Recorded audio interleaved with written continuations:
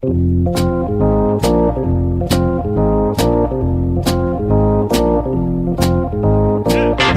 us a little bit about what you saw and being able to relay that message to Cora when you watched Kimbrel pitch and kind of help out so he wasn't tipping his pitches.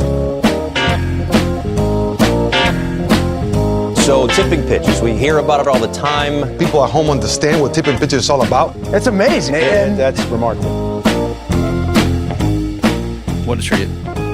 David Sims, known for his great work on the Blank Check podcast, I should be introduced that way all the time. is here to talk about Moneyball with us, which everybody listening has probably gathered from the title of this here podcast. But Alex, this will be our first experience doing a watch along with anyone else, and only our second experience doing a watch along together. How are you feeling? I would not have it any other way. Watching this movie with this man sitting beside us. There's no one else on earth that you'd like to watch this movie. What was the first one you did? Sandlot. What's your take on the Sandlot before we start? Because once the movie starts, there's no reason for anyone here to talk about the Sandlot. I'm not sure that I've seen it. I think I saw it as a kid. Wow. What? But I have no memory of it, and I've never seen it as a grown man. Which sounds weird when I say that. Like grown men should see the Sandlot. Do people need to know anything about Blank Check before we start? Movie podcast that I host. I mean, not really. I mean, I don't know. You can tell. You're supposed to set me up. No. Want me You're to plug supposed my pitch show? Yourself. Oh, I'm David Sims. I host a movie podcast called Blank Check. I'm there it also a is. big There it baseball is. fan. We would love to do this movie because honestly, my co-host loves this movie. But this director, we're sort of a director-based podcast. Yes, exactly. Works so infrequently, and whenever all the movies he's made are interesting, all three of them. Yes. And whenever I ask people in the industry about him, like, "Hey, why won't Bennett Miller make it?" They're like, he doesn't. He finds it. He doesn't like making movies. Yeah, like he likes movies and he likes the movies he like, but like it just takes him. So he just like makes commercials and makes money off of that.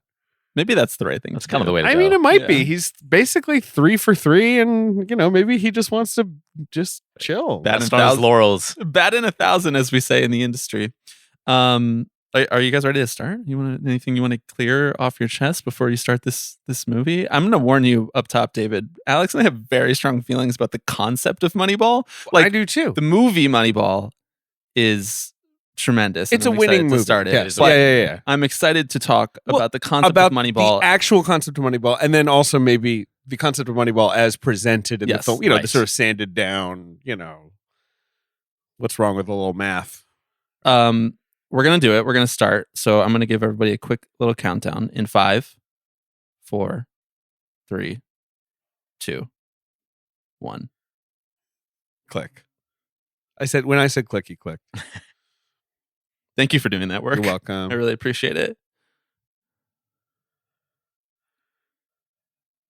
It's fine. It's fine, Bobby. The Columbia logo, it's loud, You're right. Right off the bat, when did you see this movie first? In theaters, I assume. I saw this film in theaters. I had read the book by Michael Lewis, and was I kind of loved that book at the time. This is years ago. Not trying to get yourself canceled. Yeah, serious. He's doing enough work on that ball by himself. And I had tracked this movie because it was supposed to be a Soderbergh movie. Which I assume you guys know. Soderbergh worked on this movie for years, and he had like a different concept for it. And then it was kind of coming out, it went over to Bennett Miller, and it came out with like fanfare, but everyone was kind of like, it's like baseball nerd movie. And I saw it, and I was like, that was terrific. Like I loved that, and I think for me, and I'm assuming maybe for you guys, and I think for a lot of people, it had like the 10-year journey from a movie I saw and liked in theaters to just a canonical, sort of the Michael Clayton journey. Like if it's on, it's essential to watch it. I can quote whole scenes of boring dialogue from it. Yeah. You can watch this movie from additional providers. Why is that on the screen? Man, Roku is so weird. Where did trashy. that come from? There's How did it know? I don't know. I'm not really sure. something so janky about Roku. There really is. Alex, right off the bat here. So Alex is an A's fan. I am. He is from the city of Oakland. So I'm he so sorry. carries a. Yeah, I appreciate it. I think actually the last time we recorded in your apartment, Alex, was the A's Yeah, emergency. the emergency They're moving to Las stadium. Vegas pod, I listened to that pod. which It's was tough, man. Bummer Town. A real bummer town. You're from Oakland. So I am from Oakland. So you're about to lose your last team. Yes, quite literally. Yeah. That's it. It's. I think the latest update is they want to play in Salt Lake City. Giuliani sighting. Giuliani Sure, sighting. go for it. Giuliani sighting. There he is. He Sorry, was didn't there. I mean to mean, interrupt this was the 9/11 year. I mean, this was Yeah. this is the flip. Mhm. Is it in this playoffs or is it in the next? No. I forget when the flip was. You mean the flip where he was safe? Right. Yeah, exactly. Look, No, this I was think the it must- one it must time have been we the year kind of before, rooted for right? the Yankees. I'm sorry. I know that sounds so trite. I was 5, so I didn't really You root know. for anyone. Can I swear? Yeah, you can that's swear fine. as much as Sorry. you'd like. I love asking if I can swear on other people's podcasts. All right, Alec, I'm sorry. No, I have never read Moneyball. I will just say, which like is always That again, is crazy. It is crazy. It's a pretty good read. I Like, should read it. It's not hard Like, to read it. And my excuse has always been Did like, I know this? Yeah, we've talked about this. I think at length My on the brain is podcast. soup. Oh man, look at Pitt. Oh, He's so pissy. He's just like me for real. my excuse has always been like, it's the A's. I grew up watching them. I You lived lived it. Whatever. Sure. But also, I was like 5 years old. Like, can I really say that I lived? Like, was I? Okay, so you were 5 years old for this, right? Yes, You guys are the right. same age, right? Mhm. Yeah. Right. I was 15, guys. Yeah. I was 15, and I was a deep baseball nerd. Uh-huh. And I this was an exciting team. It So- really was. At 15 years old, this is an important question because I almost feel like we should get all of the anti-Moneyball propaganda elements of the podcast out of the way. Before he's even started doing it. Yeah, Right. maybe because I mean everybody listening to this presumably has seen the movie Moneyball and knows what's probably. coming. You know, some real. Yeah, and also if you want to watch Moneyball, this is we do commentaries on Blank Check. And I'm like, if someone wants to just watch the movie, they're not going to listen to this. Like, I mean, this is hopefully more not. for yeah. People aren't really. we gonna know what seek this happened with out. Moneyball. They erased the 3-headed monster of the starting pitching and made it seem like it didn't happen at all, and they just made it seem like Chris Pratt saved the A's. But if we're going to talk about Moneyball, like up top, so you were 15. Yeah. Did you have any awareness of like the idea of Moneyball, what Billy Beane was doing? No. You just thought it was like a fun, plucky underdog team. Exactly. Yeah, I don't think I read enough. So I lived in Britain at the time, and when I moved to Britain, age 9, I was a big baseball fan, and I clung to baseball. Kind of dropped my other American sports. I think because baseball is such a pen and paper sport, I could still get the scores. We got the Herald Tribune, which was like an international paper, and you could read the scores. Nice. And I would like read Sports Illustrated, I guess, and you could watch TV late at night and watch baseball. So I don't think if there were there pieces being written at the time about like, hey, Billy Beane's doing something different over here. I don't even know. This is sort of pre-internet. This is like, you know, I knew they were a cheap team, but I associated the 2001 A's with Barry Zito and Mark Mulder and wait, who's the third guy? We always forget the third guy, Tim Hudson. Tim Hudson. Oh, who was good. Yeah. Yeah. And like, I don't think I even really had that sort of sense of like, Here's your man, Alex. oh man, they lost Giambi. Like Right. they're, you know, like the A's were always good. That was kind of what they were. Like they were the Rays now, Yes. where it was like, oh yeah, they're kind of a cheap team, but like, yeah, they always figure it out. And there's always like new young guys. And like, that's what they are. That's the A's. And they play in the AL West where everyone's good. And they always sort of like, you know, scrape it out. Yeah. This Oakland A's owner, Stephen Schott, right here, played by Activision and Blizzard CEO, the one who's like got in a lot of trouble over the last few years for his like. I did not know his, that's like, who that is. Abusive relationship. Yeah, with, like, he's totally he's the canceled one- now. right, Right. I think he was 100% probably canceled. hot stuff, you know. Wow. Yeah. 13 years cut. ago. Look at you with the fucking IMDb trivia. He Right. really, you know what though? He's great casting. He Like is him in great. this sweater, He is- you're like, yeah. Mhm, I buy it. Directors 100%. love to do this shit where when they have like a random cameo of an important person, they love to put a non-actor in that role to make it seem like he's a business tycoon. Like they did this in Social Network They too, do it in right? Social Network with Douglas Urbanski. Yeah. They do it here again with Spike Jones. I mean, he's Mhm. sort of an act. You know, like, yeah, I do Isn't he, think like not even credited in this movie. he may not be. Yeah, I don't think he's so. he's cool like So that, elite. you know. So sick. elite. this Mike just Jones, feels come home, baby. Direct another movie. this does feel super realistic though, right? Billy Bean probably did go to this guy every year and go like, hey, by the way, like any interest in spending more than like $30 million? And the guy was always just like, you always do great. You're doing great. Yeah. We're a small market team. You're a small market GM. That's it right there, baby. That's the whole Tipping Pitches podcast, born of this. Mm-hmm. Okay. So so your guys' main beef with the movie is that it smoothens out some of the facts of the Oakland A's. To be honest, again, not having read the book, I hear the book has some of the similar shortcomings of maybe obscuring the ways in which the team is put together. When it comes to the movie, I kind of find myself not caring as much because it's like not what the movie is about, right? I mean, and also like what he did was important, right? Exactly. Like you're talking about like institutional change in a sport that like this is a kind of I don't know, siren for like what was to come in the industry. I think that my beef with Moneyball, I mean, partially the book, partially the book, the movie, or the concept. You have to say Moneyball movie, Moneyball concept. You have to say it. Kind of all three. All right, fine, all three. Right. But mostly the concept is that it just is not the type of thing that needed to be applied to everything in life. Well, that's fine. The lessons we learned from this were the wrong ones. But there's kind of a bitterness and darkness to this movie that makes the movie okay to me, where it's like the movie is not just like, and he was right, and he crammed it up all their asses, and he won. Yep. It's like he was kind of ahead of the game, and he was smart about things, and they got lucky and won a playoff, got into the playoffs, and then they lost. Like the triumph is, mediocre. Right. And we're already at iconic scenes. It wastes no time. I've watched this scene 4 billion times on YouTube. I was saying to that before we started rolling to him. Just like I will just go on at like 1 that guy's a real scout, right? Like half these guys, like that guy over there, that's Nick Searcy, that's an actor. This guy's an actor, right? Yes. But like a couple, some of the really crusty guys are true scouts. This is sort of a tough watch long movie because they talk really fast. The dialogue pings back and forth. But this scene in particular is the most memorable from this movie. I mean, well, especially because Pitt is doing what he starts to understand about himself as a movie star later in his career. Early in his career, he was Motormouth a lot of the time, and he starts to realize I'm like me simmering is actually very powerful. The drawl and the gravitas to myself. Yeah. If he's a good hitter, why doesn't he hit good? Got an ugly girlfriend means no confidence.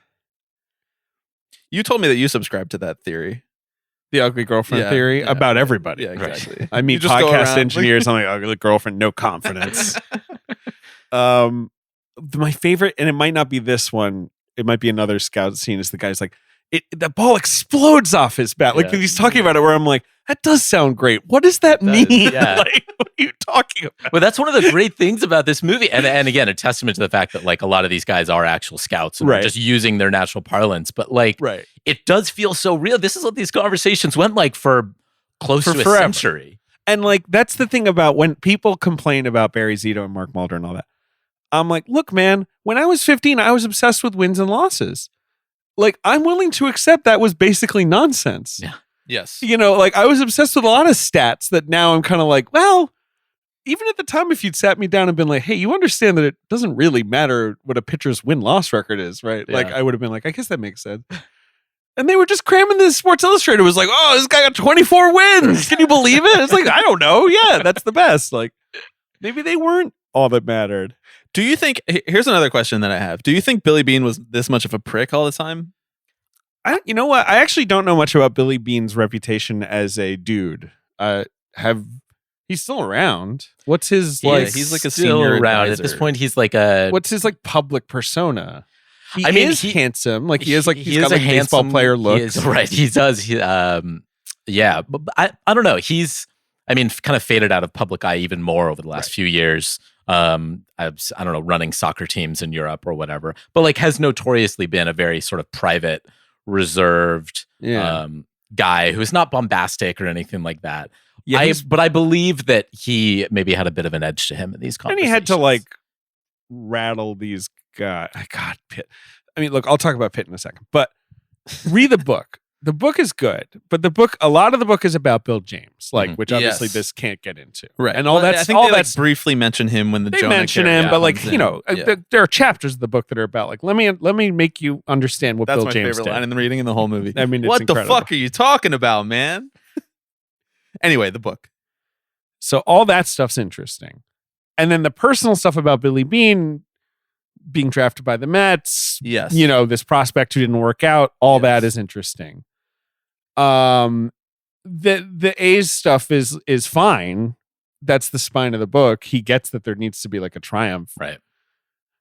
but it's really what I remember is like the Bill James stuff is the stuff where I was like having my eyes opened about a sport I loved.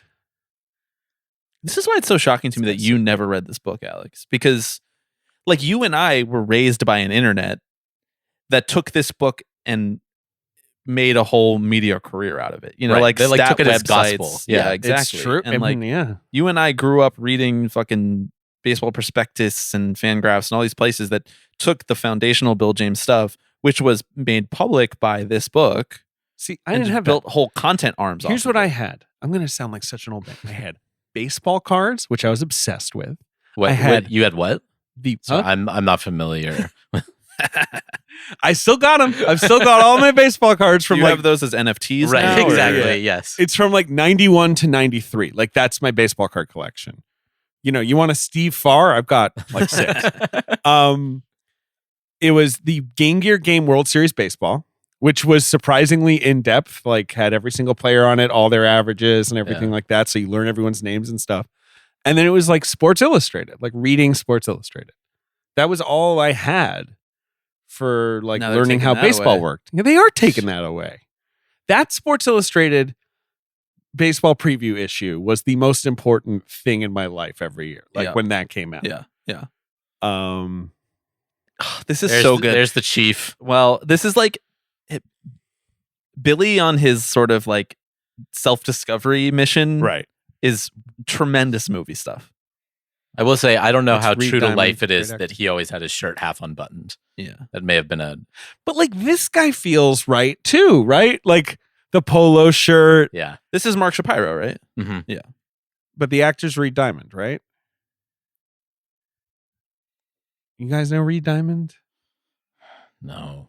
Kind Oh. of. So in The Shield, in the pilot episode of The Shield, you think he's in the show. He's like in the main credits. Right. He was on Homicide: Life on the Street before then. Then at the end of the first episode, and he's playing the guy who's trying to work his way into the corrupt cops to catch him. Right. At the end of the first episode, Michael Chiklis shoots him in the face, and he dies. And you're like, "What?" And like in 2003, like that was not a thing Psycho that happened on moment. Such TV. a, Yeah, such it a was sick crazy. move, honestly. We need to do more stuff like that. Shoot people in the face. Yeah. Okay. So It's kind of wild that this like he doesn't get a screenwriting, like for writing the book, he doesn't get a screenwriting credit on this movie.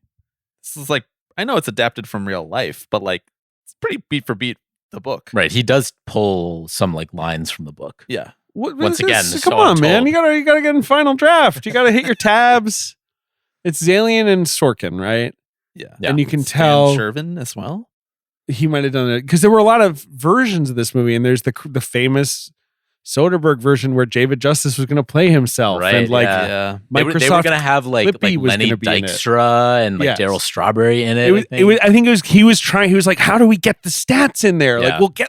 we'll have like pop ups." And I forget what studio it is. It's not Sony. Is eventually just like, dude, we can't do this. Like, Yeah. this sounds insane. And they and then when it gets turned around, it goes to right. Yeah, I love this though. Right, like the grumpy old scouts. I They're like, yeah, sure, trade that guy. And Jordan Hill's like, excuse me, Right. my spreadsheet. I think I would watch this movie if it was only Brad Pitt eating peanuts. Just sitting there, just like rattling them. around a little bit. I think it's around Ocean's 11 when he figures it out, right? Like his superpower is eating on screen. Mhm. And he just like builds it into so many characters. And now if I met Billy Beane and if he wasn't like eating nuts, I would be like, Who are you? Are you not Billy Beane? Like what the Like a poor Elvis impersonation of Billy Beane. Do you think this is what this is like? No.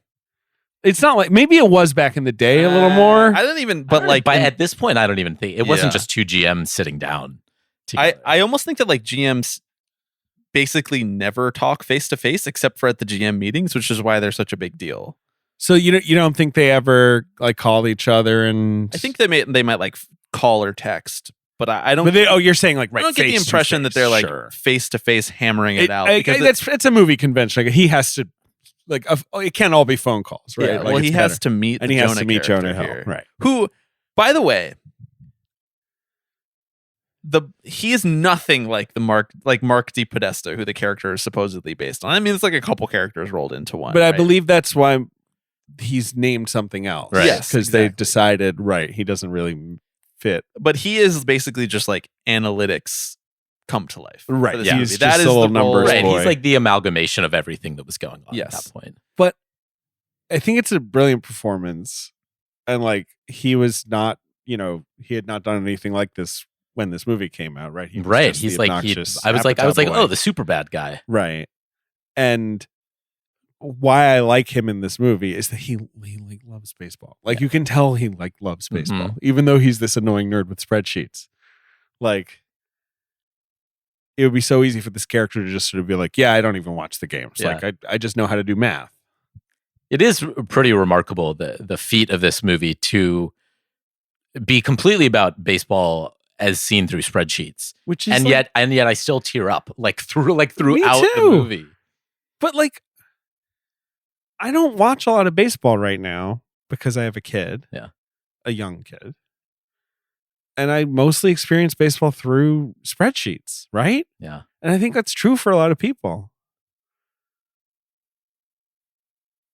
Wow, he doesn't care what his name is. He guys. doesn't. No, he doesn't give He a doesn't give rat's one ass. rat's ass. He's a straight shooter, respected by all.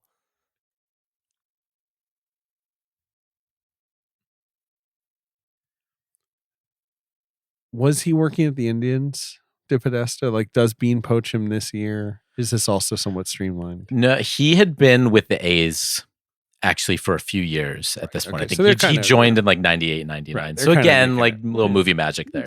Right. It's fine. So you're an A's fan, but when do you really get into into baseball? Yeah, I mean, I watched the A's grow. Like I have Memories of this. I have like I had this like season, some of these games on like VHS, and so like in the years afterwards, I would be like, oh, I'm going back to watch the 2002 like A's playoff game or whatever. Right. The win streak. The win streak. Yeah. I was gonna say this later when we actually had the win streak, but in my house growing up, we had this like giveaway bottle opener. Okay. That we'd got from some sort of A's game, and when you opened like a bottle or like a soda, whatever, it would play Bill King's like radio call of the 20 game win streak. And I killed the battery on it because I would open the drawer and then just press it over and over because I was like, this is the coolest thing ever. I have nothing to drink right now, but This is it. To me, this is what makes the Jonah performance actually good. I think maybe people were a little bit just like struck by the fact that this was his first dramatic role. Right. But this is pretty amazing shit right here. He's great in this movie. an imperfect idea of where runs come from. I'm like, oh my God. Was Johnny just Damon distilled worth it all. $7.5 million a year? He probably was. That's the thing. That's the thing about this movie is he's right, but then also at the same time, I'm like, yeah, but Johnny Damon like won a World Series for the Red Sox. Like he didn't do it alone, Yes. but like he was kind of pivotal. That's why, like, I feel like with us watching this movie, it's very interesting because I'm like, I emotionally am rooting for this team, for this guy that I'm watching, right? And also, well, they should just probably pay him all, right? Like, I know Steven Schott's got the cash. Oh, sure. You Milling have to around a just little accept the truth, which is true, right? It's like, yeah, there's some cheap ass owners, and that's what Billy Bean's dealing with. There's rich teams and there's poor teams. There's 50 feet.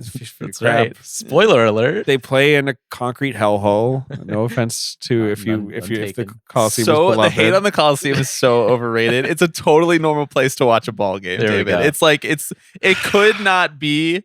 I don't know, obviously, man. like there's some sewage and stuff. Right. You know, It's like, not great. It needs It's some too retrofitting. big. But why? They have half of it closed off. I mean, That's what I'm talking about. It's kind of a weird vibe. but when you're there, like you can still see the game. You can See the game. I like one of my best friends, Ellen, is a Bay Area native who is an Oakland A's season ticket holder for many years as well. And she would stick up for the Coliseum to a point, Right. But she, it's Right. it's not the spiffiest place. No, it is not. But I will say, like, in terms of, again, like streamlined baseball viewing experience, like you can get from the gate to like view of the field in like 20 seconds. That's which impressive. with most, like we'll go up the elevator and we'll go down around the concourse, and it does feel very like streamlined. Just this postmodern, like, nope, it's just concrete and baseball in the middle. Right. I'm like, all right, I'll take it. could be worse. Could be Could worse. Well, what is worse? What's a bad stadium to you? And I'm someone who has not been to a lot of. I have to like tread lightly here because people get really offended by stadium You chat. guys aren't Yeah. allowed to talk shit about stadiums on your Angel podcast? Stadium is horrendous. Never been there. Oh Why my would I go there? It's like it's That team should be wiped off the map. I'm sorry. Or moved. I would move them. it's confounding Am that I going to get in trouble for in a saying that? place that is so beautiful, Southern California, that is Sure. so naturally beautiful, Yeah. they chose to put fake mountains in center field and draw attention to how fake they look. They're just like right there on the broadcast. It looks so fake.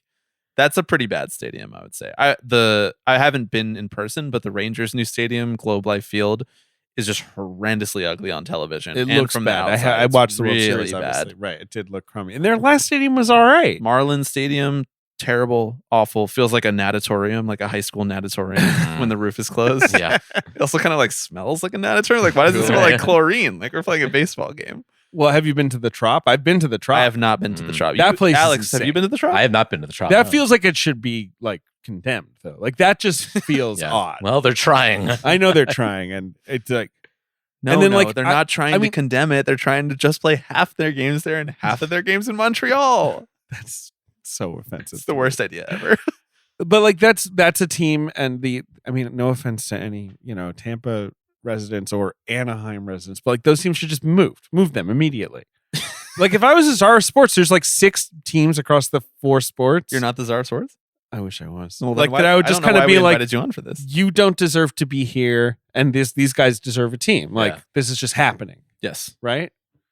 And the As a, Angels- as a fan of a team who's currently being moved, I can't wade into this. your team should too, exist too though. deeply. I do think they should exist. Yeah, Yes. that's like, yeah, that's a fan base that's being mistreated. Right. I mean, I assume there are Angels fans. I've never met an Angels fan, but like people do show up to those games. I mean, there are Yeah. significantly more Angels fans now after the last 5 years of Shohei Ohtani playing for that Mhm. team. But I I, think guess that so. all of them are They're probably fans like, there. we're Dodgers fans now. Right. I mean, I that don't know to why me they is talk sick. like in He should transatlantic not be allowed accents, to but- move. That should also be a band. What if I just do baseball hot takes on this podcast? Well, I actually was going to ask you to do some of that. So wait, you're anti-Otani to the Dodgers. You think it should be banned? Crosstown moves like that, if they happen, Oh. should prompt like Blood riots. wars? And the fact that it was just like he's just going to the Dodgers and everyone was like, that's fine. I'm like, so this is just fake that there Yeah. are 2 LA teams. Yeah. Oh well, they're Yeah. they're like legitimately like an hour. And a I half know they're apart. far from each other, but like, I'm just like, I'm not hearing from one Angels fan who's like, how dare he go to the hated Look how Dodgers? beautiful Like, that is. You don't think that's beautiful? oh, God, This is gorgeous. it's so grim. executive offices in the fucking basement. The score in this movie Ugh. knocks me on my ass These every explosions single. in the every, sky kinda- exactly, yeah, like Friday yeah. Night Lights. Yeah. It's so good. And it's a perfect fit. You should. That's the thing. When you hear about all the other versions of this movie, you're like, well, but that's crazy because like this is how It's you perfect. make the Right. movie. Yeah, Yeah. exactly. You can get yourself really just down a rabbit hole trying to imagine how this movie would have been if it was made in any of the previous iterations Right. of Yeah. it.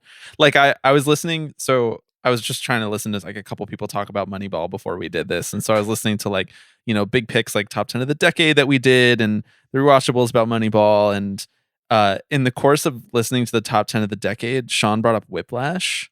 Okay. And I think it was like number 4 for him, which is a great movie, tremendous movie. Yeah, And he was great. talking, It's we a were good talking movie. about Chazelle. They were talking about Chazelle, Right. and he had not yet made Babylon. And he was like, his next movie is an old Hollywood project starring Emma Stone, which is obviously not what Babylon turned Right. out But to be. Emma It's Stone like, was the first undersell. pick for it. yeah, right. exactly. Margot Robbie, and Yeah. it's not. It's like I it is mean, about. it's about old Hollywood. It is about old Hollywood, but it's also about like cocaine and just like audacity and a lot of other things. And we maybe overrate some of that stuff, like how much movies change, and we should probably just talk about like the text and what is here in front of us. But when it's like Steven Soderbergh instead of Bennett Miller, who didn't really go on to have much of a tourist legacy to him too, it's like it's hard to imagine because Soderbergh clearly is interested in sports movies too, because when he came sports movies with like high-minded sports movies, because High Flying Bird is very interesting. It's probably High Flying Bird is probably has some of the leftover because it has like those the interviews spiritual successor with Carl Anthony Towns and Yes. Reggie Jackson and stuff, which are interesting. I like that. Yes, But that's a movie about like labor, which is great. Like that's a great way to make a sports movie. oh my god, look at the spreadsheets Like, look right like, now. They oh just God. look so good. Algorithms. So many algorithms. I would argue that this is also a movie about labor. This is a movie about It is, identifying sure, a yeah. labor market in the public baseball 100%. But like in this movie, the players are largely little puppets that he moves around. I know. And the movie is sort of about how the players themselves, while he's doing that, are like, what the hell are you doing to me, man? You know, Yeah, but like, exactly. you know, yeah. and I do think you can, like me, think baseball became this kind of like awful. He just said Bill James. You know, a lot of this Moneyball stuff kind of Drinking ruined game for baseball. this, you just take a shot every time there's a formula on the screen. Oh, God. Wow, Albert Pujols. Talk about name some guys. I feel like his hair changed a lot between the first scene and now. Well, he combed it. He's Yeah. excited for his new job. New job. You can be This is rooting so for what social they're network doing. coded. These Yes. movies are so close. Well, this is linked. 1 year Right. after. Yes. Yeah, they are Yeah. very linked. Chad Yeah, Bradford. that's the thing. In the book, the Chad Bradford chapter is so good. Yes. Not because you love Chad Bradford, but just because he's like, let me help you understand how they identified someone who just offended traditional baseball people in Right. ways that make no sense, right? Like on paper. Did you like Chad Bradford? No, you're too young. to care about I that. did. Okay. I did like Chad Yeah. Bradford. No, this whole team, like guys like Jermaine Dye and like Terrence Long, Eric Chavez was. Did they was ever my say Terrence guy. Long's name in this movie? I don't No, think I don't. so. I don't think they No. do. And No. he fucking Did they rocked even it. say Eric Chavez's name in this movie? Did they say anybody who's actually Terrence the Long best players on the team? was one of those players where the ball exploded off his Yes, bat right, like a exactly. firework, that or is an like where he was accurate like that, you know? representation. Yeah. They never say Nick Swisher. There's so much about Nick Swisher in the Dude, book. Nick Swisher should be all fucking over this movie. He is the most cinematic baseball player who has ever lived. He's so funny. He's like slapstick comedy. That's what Michael Lewis is obsessed with in the book, where he's like, that's one of the guys where both the nerds and the old school guys liked him. and they got him. And they got him. Right. Yes. Like, but like, And there was an open question because they were like, "Oh, we're not sure who's going to try to take him ahead of us. Who's going to try to Yes, offer right. him more money They're in the obsessed with draft?" And they talk finally about get him, Kevin and Youkilis a lot too. They do, Right. Yeah. The movie ends on Kevin Youkilis. I mean, no spoilers. And the but it's movie like ends just on- fucking crushing So, tape, just like you okay, and me, Alex. I'm a Mets Crushing tape. fan. Art Howe, Yeah. is so different for me than he might be for you. Yeah. I don't know how you feel about Art Howe. Well, I don't know how you feel about Art Howe. Well, Now I'm he curious. he was like, to me, when we hired him, the epitome of like Mets like idiocy of like, Right. oh, this guy just won a lot of games for the A's. Well, let's hire him. He'll make our team good. And he was a horrible coach Yeah. for the Mets. Didn't have a great finesse with players. Like, Right. just seemed like an asshole. Right. And then this movie comes out and everyone's like, God, this movie's so rude to Art Howe. You know, Philip Seymour Hoffman looks nothing like him, makes him the villain. And I was like, yeah, fuck Art Howe. Like, this movie nails him to the wall.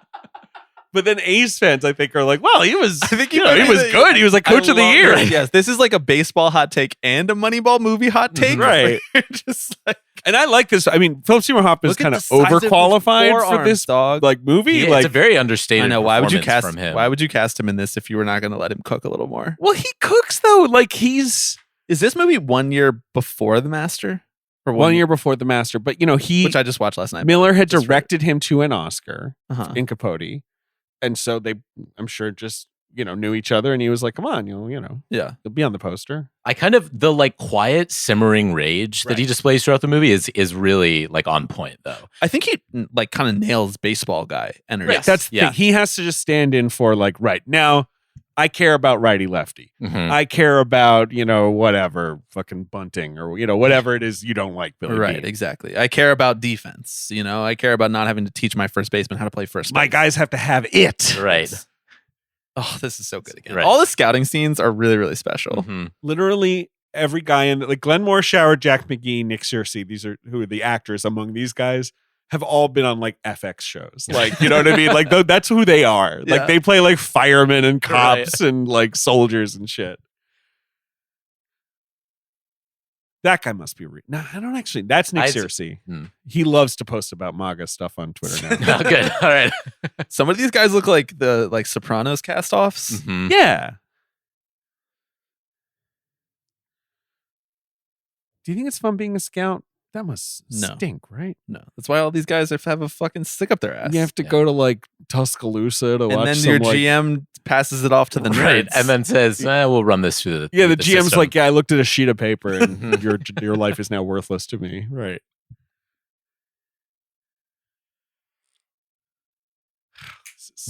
This is another scene.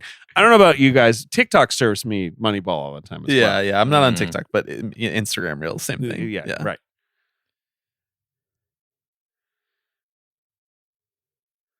Did Ron Washington just die? He just died, right? No, he just got hired. He just got. He's with us. He's with God. the Angels. I was like, Ron Washington was just in the news. Is he dead? Like, did this happen while I Wait, was setting up the like, audio? what? Is he the head coach of the Angels? Yeah, he is. Is he really? I think so. Yeah. That's kind of a That's a rude. wild. I mean, That's rude. I love Ron Washington, who I Yeah. feel like is also unfashionable now. Right. But I liked him when he was a coach. Mm-hmm.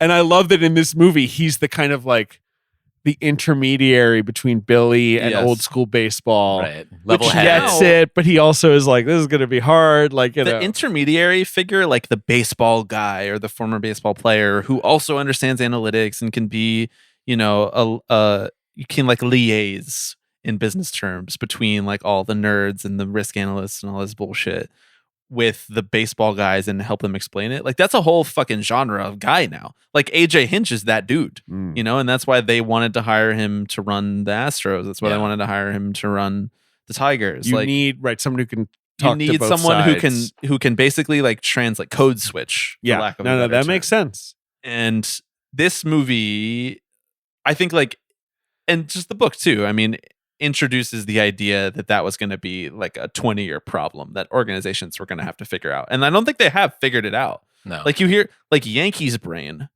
The Yankees are always like, we want to do less analytics.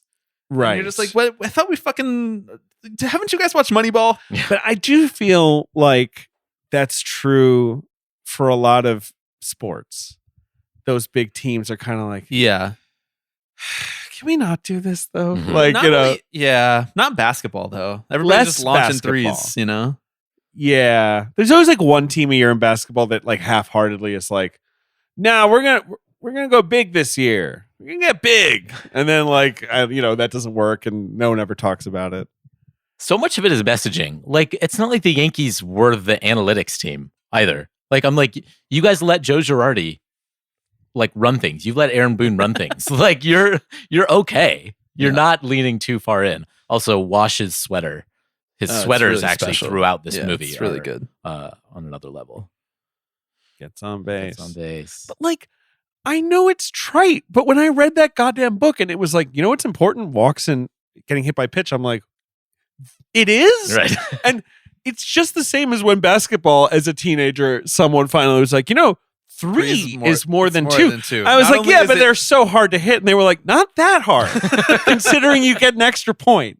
It's not just more than two, it's 50% more Right. than two, you know? Like it's not an insignificant amount. And like the way those two simple things in the two sports, like completely and like me as a teenager, I was like, okay, I'm on board. You convinced me. Mhm. Yeah. Like, but the whole, organizations had to be like, well, what if, does the ball explode off their bat though? Like, how hot is their girlfriend?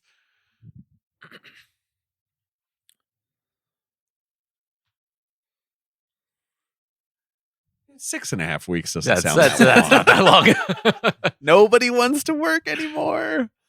I have a question. I have a Moneyball legacy question. Yeah. Moneyball, the movie, book, or concept? Moneyball the concept. Okay. Why do you think business bros latched onto it like it was cocaine? It really is a really good sweater. Because it means you don't. I mean, not to generalize about business bros, but I would like you don't have to be a the whole good point of this athlete. podcast is generalizing about business bros. Right? You don't have to be like a good athlete with an actual sense of sports in an old-fashioned way to like be smarter than everyone else in a room. I guess. Yeah. Did business bros latch on to see? This is I don't interact with business bros. You Right. are always Bobby's going in to a group business chat bro with them parties, and, right? I'm at a lot of venture capital meetings. Mhm. You know, it's Trying to get the us big seed VCs. funding. always And come are to they me. always like arguing with you about like WHIP or whatever? I'm trying to think of like what are the Jaws? They always they love isolated power. I don't know Yeah. why. I still only kind of understand slugging percentage. Like I'm not Right. great on baseball stats. Like my whole problem was also it was like I was sat down as a child and it was like you want your average to be 300, your home runs to be 30, and your RBIs to be 100. And I was like, Mhm. Cool. It's really hard to let that go. Even It's for me, really as hard someone to who's let like, that yeah, go. been doing that for years. what's And then, a good slugging percentage? Yeah, it's like 450, Is that right? true? That's I don't know. 500. 450 is a good slugging percentage. It depends because it's more OPS is more important. So I know it on-base plus is, slugging but I don't percentage. care about League that. average OPS is usually between 700 and 800, depending on the year. Okay. Depending on how good. So if I have an pitching is. OPS of like 900, I'm you're kicking very. it. You're good. doing Yeah, great. if you have If an I have an OPS OPS of of 1, if right? you have an That's OPS really of 1,000, good. you're Right. like an MVP. Basically, I like you're Mike Trout. I love remember that- all this, but I love that little wrinkle of baseball statistics that are like, this is everything like boiled down into one number. And then we just subtracted it from another one. Isolated power, well, subtract OBP from slugging. And there you go. Or add them together and you have a whole different stat. I'm like, you can do that? I could have just been adding home runs and stolen bases. Pratt's great in this movie. Yeah, and And it's the last time he's good. I don't think that's true, although obviously he has turned into A terrible actor. just a weirdly charmless actor for a guy who was a charming actor. Not like, funny whatsoever at all anymore. No, not really. For me, like again, like I'm how old am I? 2011. Jesus, I'm 25 years old. Yes, when this movie came out. Saw it in theaters. Chris Pratt was the guy from Everwood and The OC, which were shows I watched as a teenager, and then he had kind of gone away, and then he returned on Parks and Rec and was chubby. I can't believe we missed Tell 'em Wash. It's incredibly incredibly hard. hard. Incredible. Damn It's it. the best That's part of the my movie. fault. I'm talking Fuck, over fuck, this. fuck. I'm talking about Chris Pratt. Rewind it. But it was just so weird to see him here, like sort of in baseball shape. Yeah.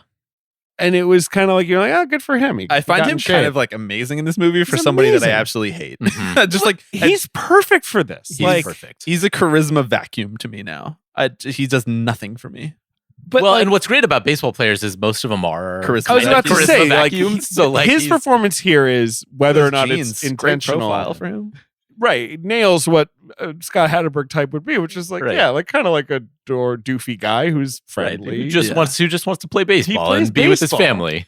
Okay, to close the loop on the business bros thing for all my business. Yeah, bros why do heads, you think that you have an answer to your own question? I'm I sure. just think people got really obsessed with the concept of market inefficiencies. sure. Right. Like Wall Street bros have always been obsessed with it, right? And it's the thing that makes them money, whatever. That's how they make them. But now we try to like market inefficiency everything in life. Right. We're like, we need to hack our brains. right. I need We need to to be hack our Mhm. lives. We can't just do things well now. We have to like find a code to live by. sure. And I think Moneyball was the first code that people were like, whoa. But this was just a guy sitting in a room who thought of this. And you can apply it to everything in life. We can find the undervalued misfit toys people. The early and we can make things them valuable. that this movie talks about, like oh, he's a submarine pitcher, so people don't get it. Spike Jones really is amazing. Oh my god, he's so good. He's so good. Can are- you believe he was just like fucking making her during this? Yeah, he was. That's right. Robin Wright also insanely overqualified for this Oh my part. god, I I know, know. I know. You can understand it. You're like, oh, that makes sense to me. Right. How he did that. Right, That makes sense to exactly. me. And now whatever's happening in baseball often it's much more marginal and I don't really understand it. Right. Yeah. I mean, this movie does feel very, it's partially, I think, why it still resonates, at least for me today, is because I'm like, yeah, oh, this is happening everywhere. oh, robots are coming for your job. Computers are going to do your jobs. Like you're going to be run through that spreadsheet and they're going to decide your salary for you. Yeah, that's what happens when I go back to work on Monday. Like it captured the sort of coming, I guess, zeitgeist of like, I don't know, automation versus like human nature. Yeah. And I think business bros were probably like, yeah, let's automate the hell out of it. Let's go. I also think that like it effectively weaponizes people's hatred for like learned behavior.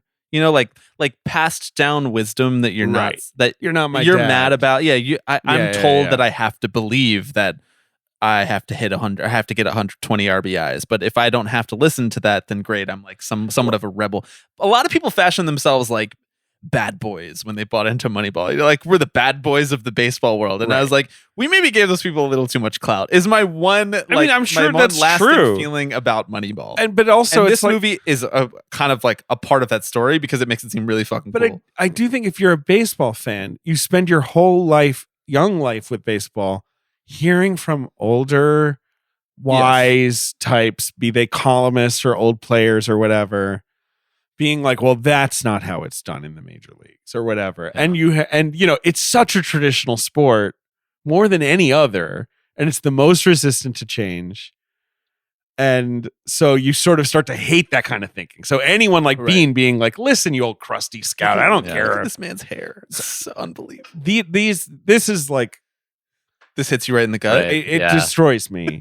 And like, This is a movie about dads. it's such Sorkin like shortcut I invented stuff. this shit. Yeah. Like, and he does it in Steve Jobs as well. Like, but that doesn't mean it's not smart of him, where he's just like, the movie can't just be him yelling at scouts, right? You know, and Right. Art Howe. Yes. Like, and you have to understand that this is a human being. Right. It needs pathos as well as ethos. But- you know? Also, Pitt's a genius, I think, in that they're lovely together, but there is something like tense about their relationship.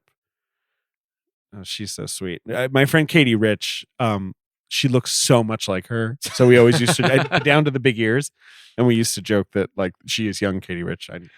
For anyone who listens to my podcast, like you can see in Pitt's eyes, like I'm kind of wasting like these years with her, right? Like Yes. I'm not seeing Yeah. her enough. I'm not connected Right. to I need her to hack enough. my life. I need to hack my life. There's a scene Should have hacked earlier. his fucking family life, bro. Where are the inefficiencies there? I think it's Hatterberg asks him, "Do you have kids?" Let's go, Mets. And he Hey, goes, hey, he whoa, goes let's kind of go, Mets. stone faced, and he's like, "Yeah, Yeah. you know." And like you can just tell, like he doesn't want to talk about that because, like, for one, he doesn't want to bond with anyone because he's gonna have to trade them or whatever. But two, like, it's the thing he's the most sensitive about. Picking nits about real life here. I feel like Billy Bean should have been a lefty. He Is just he a strikes lefty? me as more of a lefty. But is he a no, lefty? he's not. I'm think picking Billy- nits So you're about picking real this with life. like reality, Right. I just Like, said that. No, in real life, I thought you meant like depiction of real No, life. no. I think he should have been left-handed. I do think it's rude that he couldn't be great for the Mets. Like, what the fuck? Yeah, dude? what Yeah. the fuck? The Mets and the A's are the two most cosmically linked franchises in sports, by the way. And It is Alex and sort I of have true. we've really Bonded over that. Yeah, yeah. Well, like an archaeological deep dive of their link over the last 5 years on Yeah. this podcast. But it's interesting because like you guys didn't grow up in the shadow of the Giants quite as much because the Giants never won, and you guys did win the World Series. I mean, before you Right. were born, Mhm. but Yes. still counts, Right. Yes. No. And then the Giants got good kind of when I like went off to college. Right. And they had their whole Not run. like when and you were in so- high school so- too, though. They won 2 World Series when you were in I high guess. school. I guess so. Wow. 2010, 2012 and 2010, 12 and Right. 14. Yeah. It's the easiest thing And in the the world to 14 remember. 14 was like 2 months after we got to freshman year. college. Yeah. All right. I'm misremembering a little bit. Yeah. Maybe intentionally. Don't make us I- older than we A are. lot- Don't make us 34. A lot of I'm 37. Thank you very much. A lot of my family's from San Francisco, and so they were Giants fans. My great aunt was a Giants season ticket holder until she died, like for like 60 years. So I always had kind of a soft spot for Yeah, the Giants, yeah. unfortunately. That's fair. And she never was really very had much happy against- that she got to experience their triumph like later in her I life. I retconned hatred for the Giants after the Madison Bumgarner 10-inning complete game against the Mets in the 2016 wild card game. I got no real beef with the Giants. Do you have beef with the Giants? It's I- sort of big weird. time. Look at him. He does. Well, but it is weird. You're an A's fan. Mhm. Your true rivals are like the Angels and the Mariners, I guess. yeah. The Giants, Rangers. though. The Giants are Right. the But like it was so weird as a kid. Like you never played those teams. Now I guess you play them more. Right. I think similar to like the Mets and the Yankees, there was a bit of that like little big sibling brother. syndrome. Yeah. Exactly. And a sort of like level of smarminess, especially after the kind of, winning of the World Series. Like, oh, you guys have your little baseball team over there too. I think a lot of it is probably me projecting my own anxieties and insecurities onto this relationship. I have most of my friends are Giants fans. Most of your friends are Giants fans. Sure. Okay. and- Why and were I- you an A's fan? Were your whole family A's fans, or did you grow he's up? from Yeah, East no, Bay. we were, Yeah. but like my parents were raised on the they watched them throughout the like 80s and 90s and stuff, and when they were actually good and fun. when and they were invested in the actually team. good. Yes, exactly. Most of my family are Dodgers fans because they were Brooklyn Dodgers fans and they Yeah. stuck with the team. My uncle Dan is an LA Dodgers fan, and like That's it's so wild because that they did his that. players moved to LA, so he's just stuck with them, and he's You just heard about stuck with this them when they forever. moved the Dodgers to LA. Did you hear Isn't this? that crazy? Now my mom was only like 6 years old when they moved, Okay. and so when she moved to New York, she became a Mets fan. so Because that's what the Mets were created as, the sort of like, okay, we're here to replace the Giants and the Dodgers. Like, I actually have you a know. similar story in that my grandfather was a New York Giants fan. Right. Did not follow them to San Francisco Sure. when they moved and Sure. just waited for the Mets. to Yeah, I come. mean, 'Cause like, was not that's gonna the root for point of the Yankees. Mets. No, you're Yeah. not going to root for the Yankees. Exactly. So, like, Even though it's a real sliding doors moment for your boy.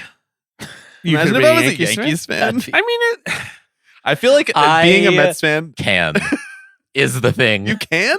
Yeah. I think Why? I I'll feel like say I never root this. for the winner. I never you root for the can be a evil hot umpire. Yankees fan. Like, it exists. You can be a cool hot Yankees fan.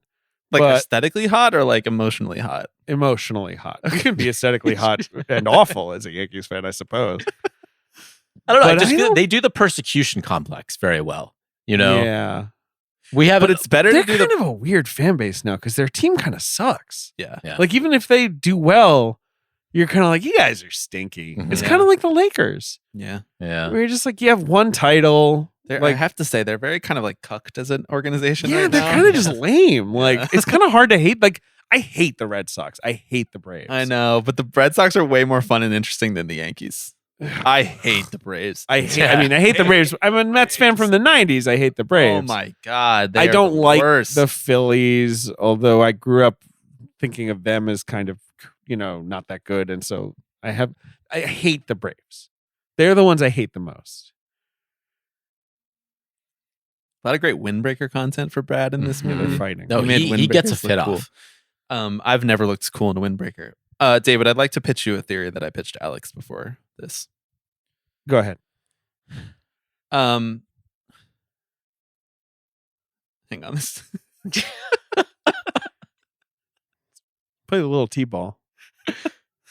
I think that in my mind, Sorkin not only like thinks of himself as the Billy Bean of this world, but kind of is. Like, Billy Bean did something very well. And he was kind of like one of the first person to do it in that way. Sure. And then it inspired a lot of really bad copies, which sort of ruined basebal fandom. right. And For the like a experience- while. For a long Right. time. Yeah, and yeah, it's like yeah. we're still maybe We're pulling still dealing ourselves out with of it. Yeah, exactly. Right. And Sorkin's style Yeah, inspired Is a lot much of copied. really bad copies that made And a lot of very bad movies and TV shows for like 25 He also years. copied himself to like diminishing returns for a while in the TV world, like Studio 60 in the newsroom. I also think he really identifies with Bean's, like, I know how to do this. Like, just let me do it. And like, Yeah. people above him being like, no. Because like that was Sorkin's whole thing when he was hot, was he was like, I can just write all the episodes of the TV show. Yeah. And they were like, that's not, there's 22 a year. You need a staff and stuff. And he was like, oh, fine. They can like do research for me, or, like, Yeah. and so, yeah, I think that's a fair take. I love how this movie just absolutely bodies Jeremy Giambi. Yeah, But they're like, Billy Bean was wrong. Yeah. He sucked. Is he dead? He is. He died. He did die. That's tragic. That is tragic. He wasn't very good. He was not. He was not very good.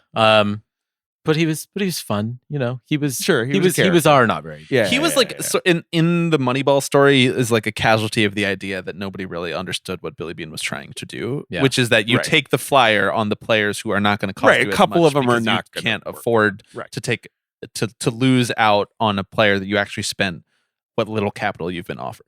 If I'm Art Howe, I am stressed out that my first baseman cannot catch Yes. the ball with his glove. Mhm. I mean, I do I understand the that. anxiety. I'm like, excuse me, I really need that guy Right. to be able to catch. You're telling me he balls. throws upside down? First base is the moon to him is a really funny Yeah. thing. It's a great line. Sometimes you really just got to hand it to Aaron, you know?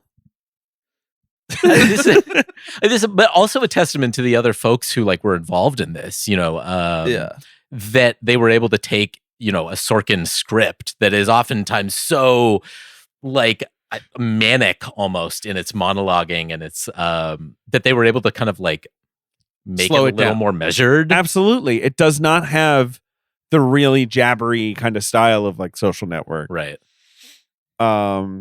Hey, good job. Hey, Addie, you sure fielded that ball. You made a scoop that most little leaguers could make. Yes, right. Yeah, unfortunately, I do think that Pratt looks like he's never played baseball a day in his life.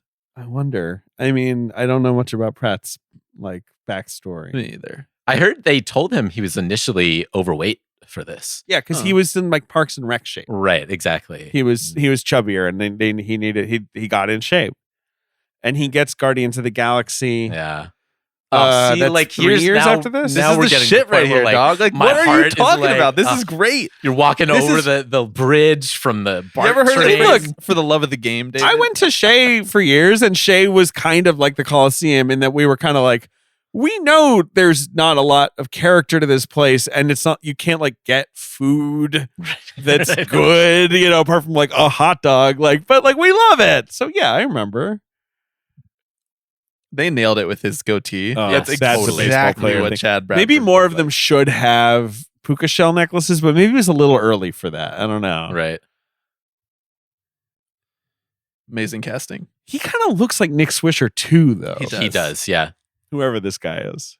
It's insane that we don't get Nick Swisher in this. Like Nick Swisher, I think should've Nick played Swisher just himself in real time, But it, for but, this like, movie. you could do a whole movie about Nick But Swisher. Swisher wasn't on this team, was he? On the 2002 No, team? that's the thing. That's the thing. Right. He's not on this team. Right. So though they They want to okay, draft him this that year, makes sense. maybe. That makes sense. But that's the thing. The book covers more than just 2001. they easily, again, given the liberties they took, they could have put him in here. But Did you like David Justice? yeah, Kind of a hard guy to love because he would just sort of, when he would just kind of show up. And Right, He was yeah. fine. all right. Who's your favorite A? of all Oh time? man, I mean, I love Eric Chavez. I like. Sure. I've always been drawn to Mark Ellis as well, the scrappy little second baseman, That's as your Bobby guy, knows. yeah, That's yeah. my guy, who I think we see briefly We- in this. We got asked on the podcast who is your favorite player from your favorite team who never made an all-star team. And that was Alex's response. Mark Ellis. Mark Mulder. We share a same birthday, and so growing up, He was so good. one time I wrote him a letter and was like, I'm such a huge fan. Like, we share the same birthday, and he sent me back a signed baseball card, and that like I was like, Goated. you have a fan for life. And, Goated. now he shit posts the like MAGA stuff. It's as crazy well. how like half of them just fucking shitpost MAGA stuff. I know. It's so bad. Bad. What happened to the crack of the bat? Come on, guys. Baseball, the beautiful game. There's a really, really wonderful video of Alex and one of his classmates in elementary school interviewing Jason Richardson when he was on the Warriors. Yeah. Sure. You have Jared? a weirdly high amount of interaction with professional sports Right. players from the Oakland Right. area. I was like 12 years old. I was like, so what's your favorite song right now? What was his favorite song? God, now I'm what's I don't remember. I don't even remember. You're looking at me We like might I'm have the to- I know, archivist I or I know. have something. to find it. He was good. he was He good. was so good. He rocked. So good. This scene to me, not entirely sure what. The point of it is, The point Yeah, of me it is- either. I think it's just like, as much as it's kind of being like, it's sort of sticking up for Bean's thing. Like, this is all kind of weird. We got a guitarist doing the national anthem. Right. people aren't sitting in the upper deck. No, this Like, is where you get the good Don't stuff. talk to me about the magic of baseball. And anyway, I'm going to go hit the Stairmaster and watch on a CRT This like is while where I you hate hit myself. Every demographic Mhm. is you got the sports fans, you got the cinephiles, Right. You got the stat nerds. you got the sports movies people, and now you're getting like all of America is like, we're gonna watch Brad Pitt work out. Yeah. And look at his pager. Look at his 2001 BlackBerry. So I think this is Pitt's best performance Okay. of his career. And I think it is something he's tapped into it in other roles he's had, but this is the one where so the whole thing with Brad Pitt was he was so handsome. And Still charming. is, some might say. Still is. But he emerges on the scene in the early 90s, such a pretty boy. And they start putting him in stuff, and he became famous. I mean, he emerges in Thelma and Louise in a small role, which he's so good in, which is one of those kind of where did this guy come from? Get him in everything. And then his early 90s are all these Jacob movies. Yeah.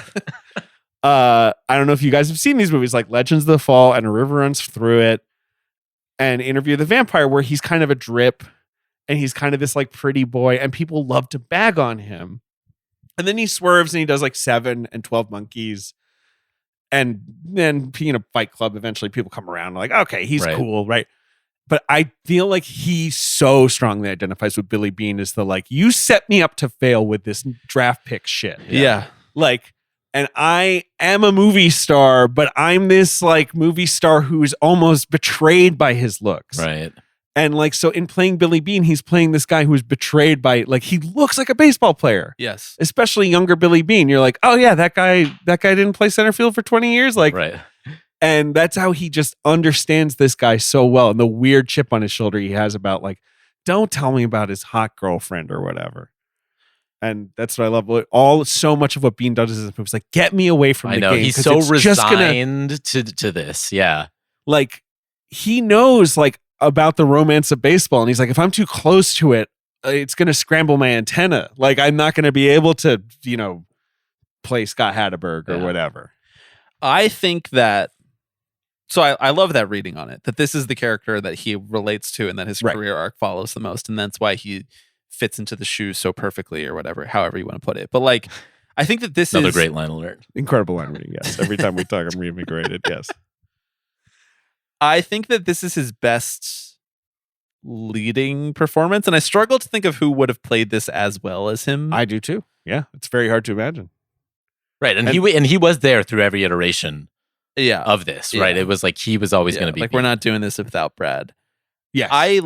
I like him as a character actor, supporting actor Sure. more, and so I find myself more fond of performances Such even as? Fight Club, which I actually don't really like that movie very much. It's Well, not one of my he's favorite great Fincher in movies, but he's tremendous. Yeah. And Inglourious Bastards is probably my favorite performance of his. Great in that. But obviously he's there's not Bill asked James. to There's do- Bill James. He There gets he a is. picture. Oh my Wow. God! Look at What a Lord, getting that fit off. He kind of doesn't post MAGA stuff, but he kind of posts grumpy, centrist stuff, and then his daughter always yells at him, right? Right. Yes. His daughter's always Dad, do a Google. Right. Don't post about gender or whatever it is you just did. You're such Yeah. a loser, Dad. You Once Upon a Time in Hollywood, Brad. But although I think that's another movie that is kind of like this, is about him being Yeah. just because I look like this doesn't mean that I am like this. Yes, doesn't mean that I'm not. Yeah. Right. I love the sports radio stuff in this movie. It's not the Bay him Area. listening to the The Bay Area is not yeah. even really a particularly. That's not the reputation that sports town has. That Right. the radio is just going to crush you no matter what you do. But I do feel especially in the early 2000s when baseball is kind of still the main event for a lot of places and a lot of towns, that the GM would be reading the comments, for lack of a better phrase. Yeah. It's just a nice way of doing exposition throughout the movie. You don't have to explain basically no baseball concepts explained in this movie, and you just get what's going on Yes. because you can just hear the chatter in the background. And I can start yelling at my wife when I watch this with her being you don't understand. This is the Ichiro year. Yeah. The Mariners are the story Uh-huh. of the season. That's what everyone's actually talking about in 2001.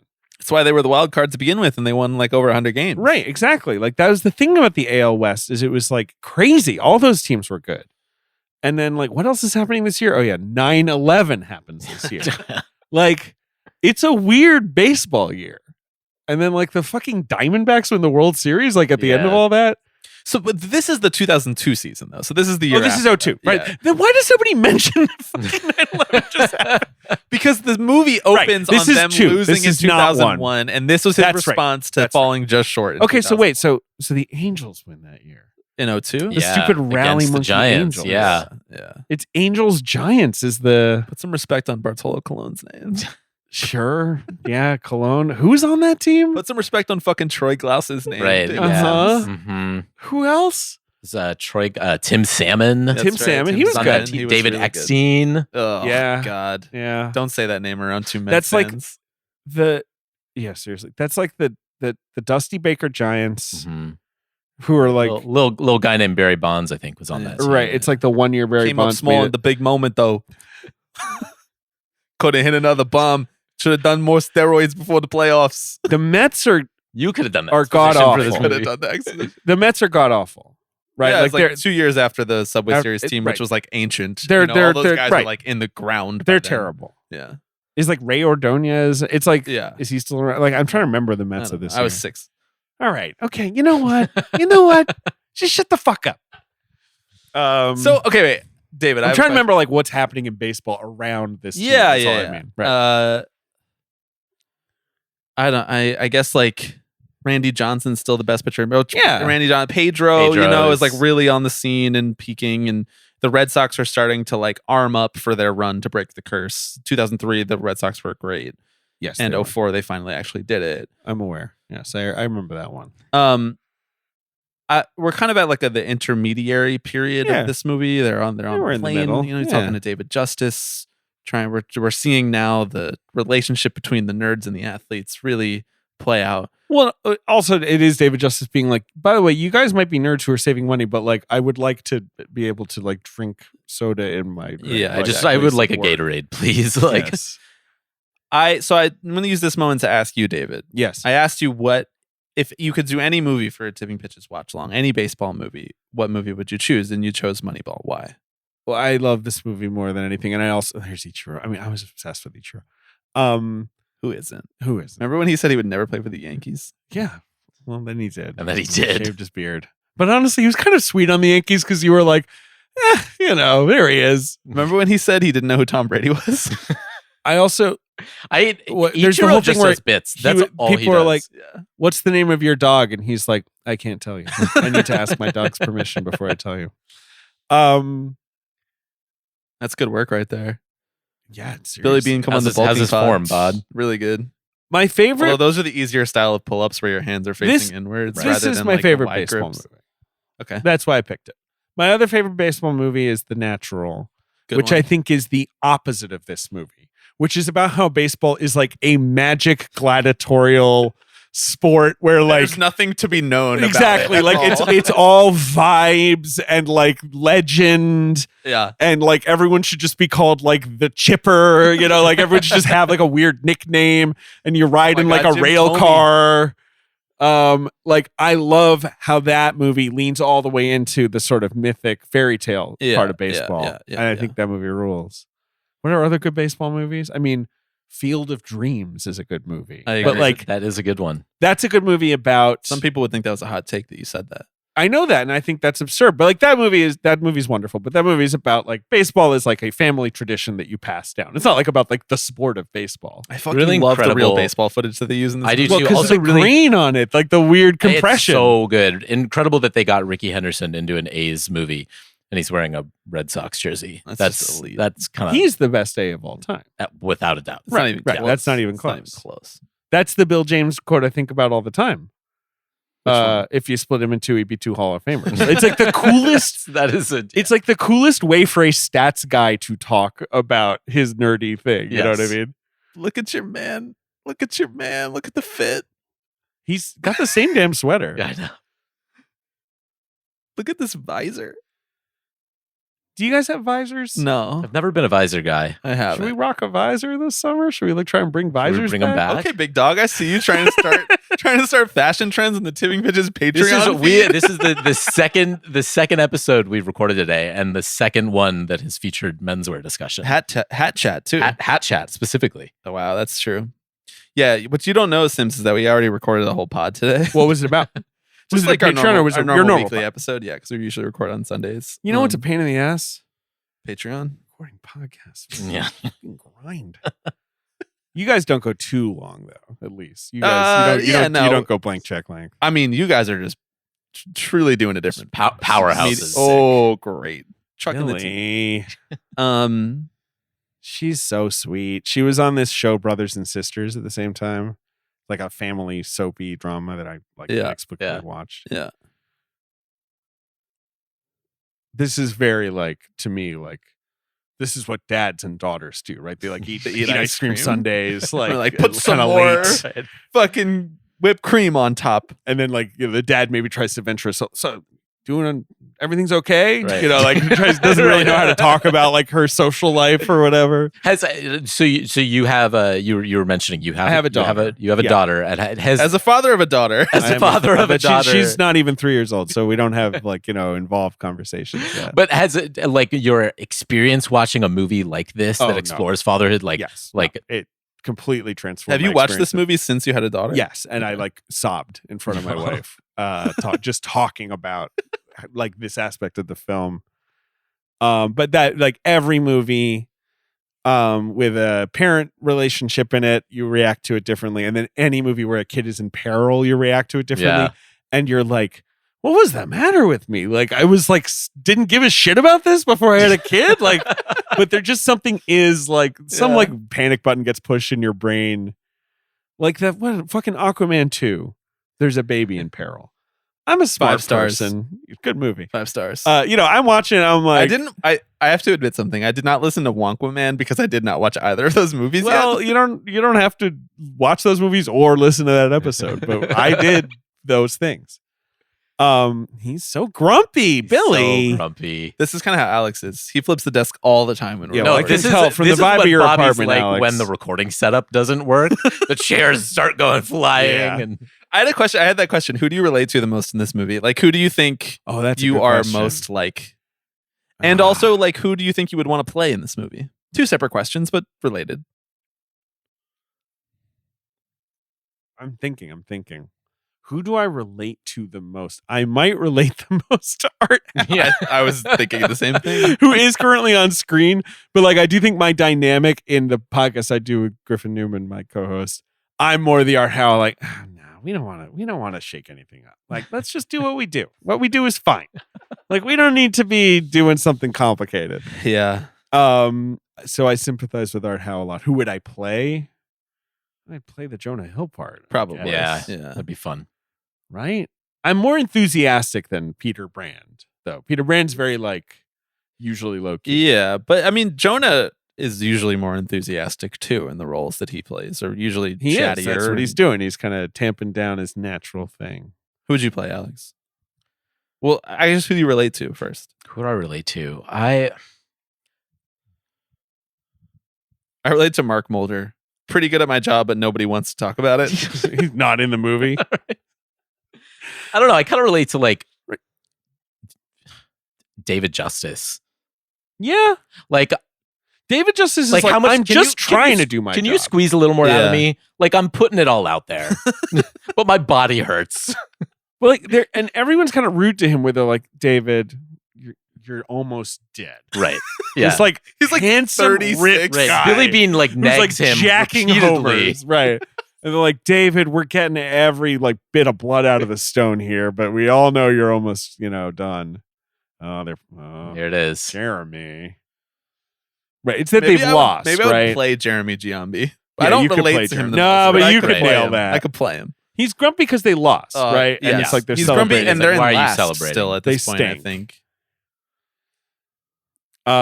This is also right. This is the year Tejada wins MVP. MVP. Again, not yeah. mentioned. Not mentioned. Maybe mentioned one whatsoever. time. I think. I don't know. It is funny. Do you think there was a conversation They had like one baseball expert who's like, hey, by the way, like, you know, should, like there were like probably have 3 these guys. aces on this team. Like, Miguel Tejada's like a 7 more player this year. Yeah, I think that's supposed to be Mark Mulder right there. I think Tejada is supposed to be, but so like they clearly recognized we should have This should stand-ins be at the there, very. They should right. be around. I do think he has one brief conversation with Tejada, like in the weight room or something. you guys lost to Minnesota in the divisional series Not only that, it was the last playoff game that Minnesota won until this year. until this year. Like, who the fuck was on Minnesota that year? Like, what was that team? I genuinely don't know. Like, I'm remembering that 2002 was kind of a weird year Mhm. because 2001 was so dramatic with the 9/11 and then all that. You know, Yes, like Miguel Tejada won the MVP. he won this year. MVP in Yeah, 2002. And like, you're right. This year was like San Francisco was a wild card and Anaheim was a wild card. They both kind of like surprisingly snuck through. And then they played like a 7-game thriller World Series that no Right. one remembers because no one really cares. Right, exactly. Like if you look at the World Series on paper, you're like, damn, this is crazy. Like Yeah. lead changes and like, you know, it was neck and neck the whole time. And then you're like, but who was on the teams though? And Right, like, yeah. I don't even, yeah. I think It's a weird year. I relate to Art Howe also. You know, like Yeah, I'm pretty good at my definitely. job. I don't like someone telling me that I need to do things differently. I'm going to do things the way that I do them. But he wasn't, I don't think he was good at his job. Is that rude? If there's one thing that I listeners think should I take from this subscribe to podcast- the Moneyball theory of like, no, he wasn't good at his job. Why didn't Billy Bean just Fire him? fire him? I mean, my guess is money, right? And nowadays you would fire him. 'Cause I think- Nowadays, like a GM would be like, I need a manager who is going to do what I want him to do. Yeah, Right. I think it's I mean, he doesn't have buy-in from like anyone at this point, right? It's like you need a respectable face. Like who are you going to bring in? right. You to can't run bring in your- some, run your some team. puppet because, right, the people see through. Also, it was like Art Howe is like, I win games. Right, exactly. He's like, I've been around. I know what I'm doing. But like, I'm pretty sure he left the A's because once his contract was up and he was like, hello, like I'm successful. Yeah. Bean was like, I'm never paying you. Kick rocks. And so the Mets were like, hey, you want lots of money to come drive our team further into the ground? Fucking Art Howe. 2002 Minnesota Twins. I love all the whiteboards in this movie. Mm-hmm. It's a really underrated part of working for a sports team or whatever, is that there's just whiteboards with names on them everywhere. Like there was just a whiteboard in the background with Julio Franco and Barry Bonds' name on it. Why is that there? We should have one of those in our studio. Well, I It was is, going to like, say, like in do the you- scouting scene earlier, when he throws the magnet and it lands on the whiteboard, I was like, "That's fucking baller." Should We it need is to for, do like, that. topics Yeah, Just that's really the, so the write cool. toss, down. the Yeah, exactly. overhand What are we talking toss. about this week? And I Yeah. throw a magnet and it hits the Right. whiteboard and it's like fucking leveraged buyouts. Barry Bonds. regional sports networks. Oh, I love those things. So, do we think this is an accurate depiction of trading?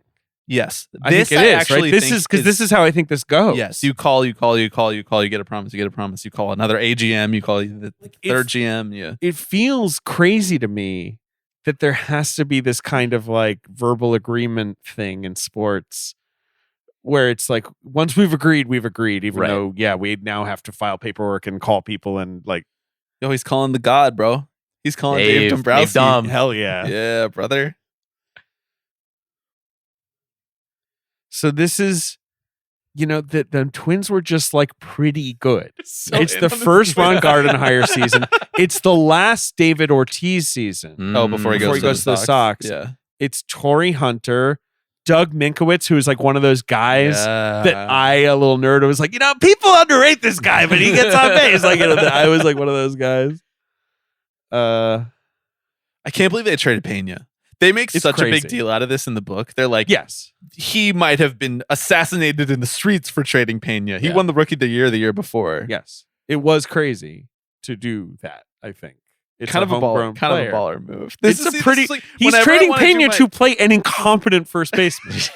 Whenever I want to do my like anti Moneyball, anti Billy Bean, you ruined the sport that I love bullshit, and I see him do stuff like this, where it's like, at least this man had the courage of his fucking convictions. Nowadays, it's like Mike Elias just does this stuff because he wants to save some owner a couple more dollars. Right. He doesn't actually believe that it's the best way to build a baseball team. Right, Otherwise, he would have exactly. fucking won a World Series. See, you guys know more about like baseball currently than I do. Not I pay attention, but you guys are in. So like, Yeah. How ruined is baseball right now? Because my perception was that eventually We're like everyone kinda- started doing this shit and it evened out a little bit and it got a little less annoying. But is that not the case? we're a little back. We're a little back. We're a little back. There's seemingly enough owners at the moment who understand that the market inefficiency in an ironic way is like spending a lot of money on the best players, which like back in the day, there was not like the aggressive free agency pursuit of certain type of superstars. There was like the A-Rods, but that was pretty That much was it. it. No, yeah, it was really rare And, to like, have something like that. Right. You were a fucking asshole if you were trying to go do what like Scott Boras does for all of his clients now, which is like go get the biggest, longest contract from whatever team is willing to give it to you. Right. And now there's like 5 or 6 owners that are willing to do that, and then the rest of the league is sort of operating on the assumptions that are foundationally That are this. supported by Right, this yes. movie. But Aren't we there all also- like as a fan, like we're in a healthier place because we recognize this bullshit when it's the only stuff that is being done by a franchise. Yeah.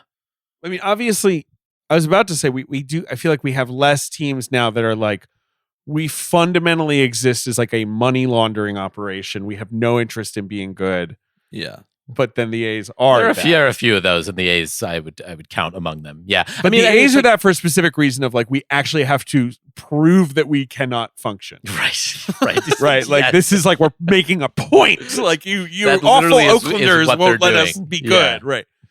Like who's actually still being bad for and just collecting like the talent, the revenue. Pirates. share. I mean, the Pirates and the Yeah. Rays. I think people. Well, no, would- But the Rays are not good. being bad. Oh, yes. Okay. The that's fair. Rays are truly like if you took the 2002 A's and put them in the 2020s. I Like, they are understand the that. exact same thing. And they've been that for 15 years. 15 or whatever. years. Yeah. Yes. Right.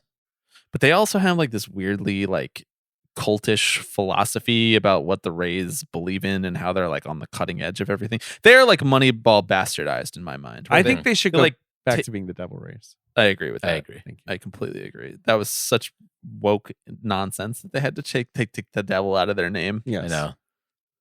Yeah, that's big, like early 2000s energy. Yeah, you know? satanic panic nonsense. Like, Mhm. get the fuck out. I of actually here. don't. I mean, I think they took it out of their name because it was undeniably the dorkiest name in baseball. Right. And their goddamn logo was of a manta ray.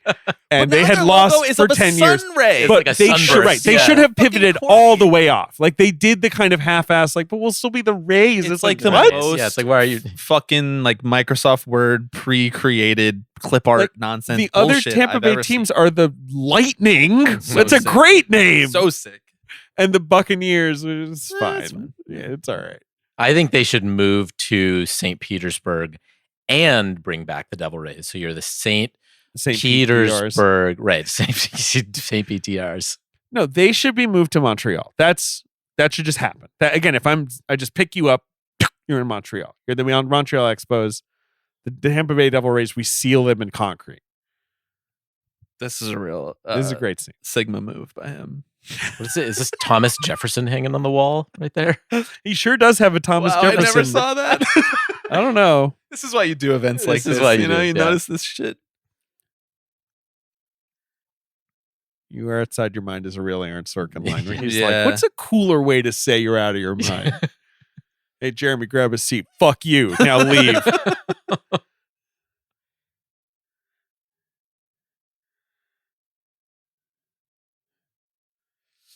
It's tough. Elite arm crossing, Mm-hmm. which is such a manager move. Yeah. It must be so annoying, especially baseball, to be a manager He cries. and know they can always cut to me, Yeah, like Yeah. in the dugout. So I Yeah. always have to kind of have this look. exactly. Always have to be on. Exactly. You know who's mastered that? Buck Showalter. Of course. Mhm. Well, that guy is a pro at all of the old baseball stuff. I have a Like, question. Is he managing someone right now? Did he get a new job? I don't think so. Buck Showalter? I don't think so. He's old as dust. I mean, God bless him, but he was managing. the Mets last year. I'm aware of that, but he was managing the Yankees when I was a little child. When I was in elementary school. Like when we hired him, I was like, you guys are cute, but like this guy is, I mean, I like Buck though, so no whatever. Do you want this door closed? That is secret alpha shit. That's Peter Brand being Yeah. alpha. Uh-huh. Yeah.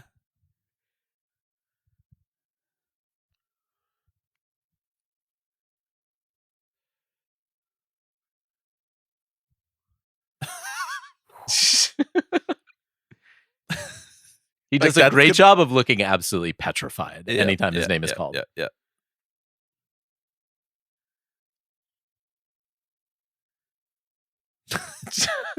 Well put. That was like some Inglorious Bastards Brad right there. Yeah. Mm-hmm. So.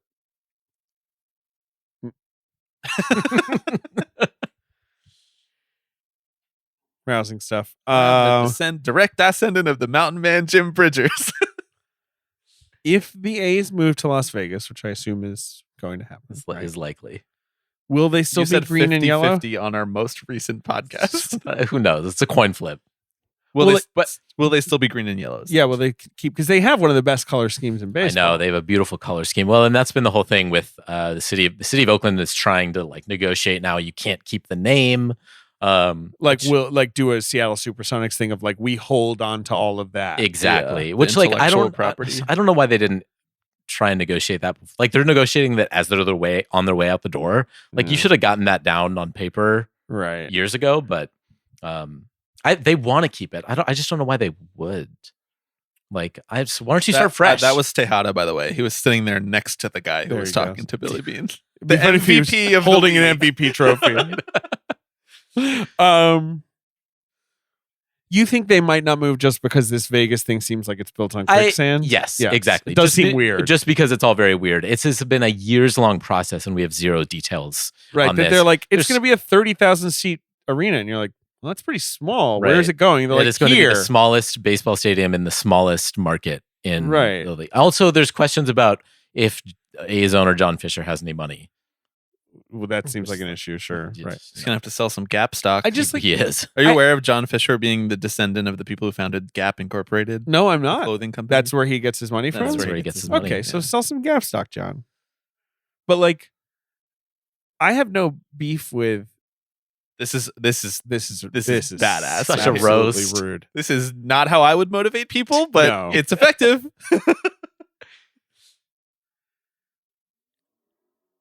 This guy is great. Yeah. I forget who the actor is. All right, he's 37. It's pretty old. I said 36. Yeah. You know, So I think he was He's my age. actually did play like minor league baseball, which is why he actually has a decent swing. Right. He's his got a swing great looks swing. amazing. Yeah, that's one of the he best looks swings like in a any baseball baseball movie ever. Yes. Like that's not. Man, that's in the low bar. I know. Baseball in Vegas makes no sense. Like that is not a city that makes sense for baseball. No. Like if This is what we've been saying. to move the A's, if they want to be assholes about it, move them somewhere else. Sorry, I know this is you guys are talking. About this. No, I'd say it's we're watching the Oakland A's on my television right now.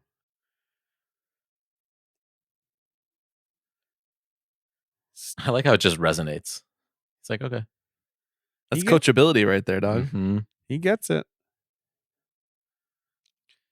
Nothing like a left-handed baseball swing. Like nothing looks better. You know, Billy Bean should have been a lefty. Might have made it. Yeah, that's what you need to do. Switch his stance in the middle of his professional career.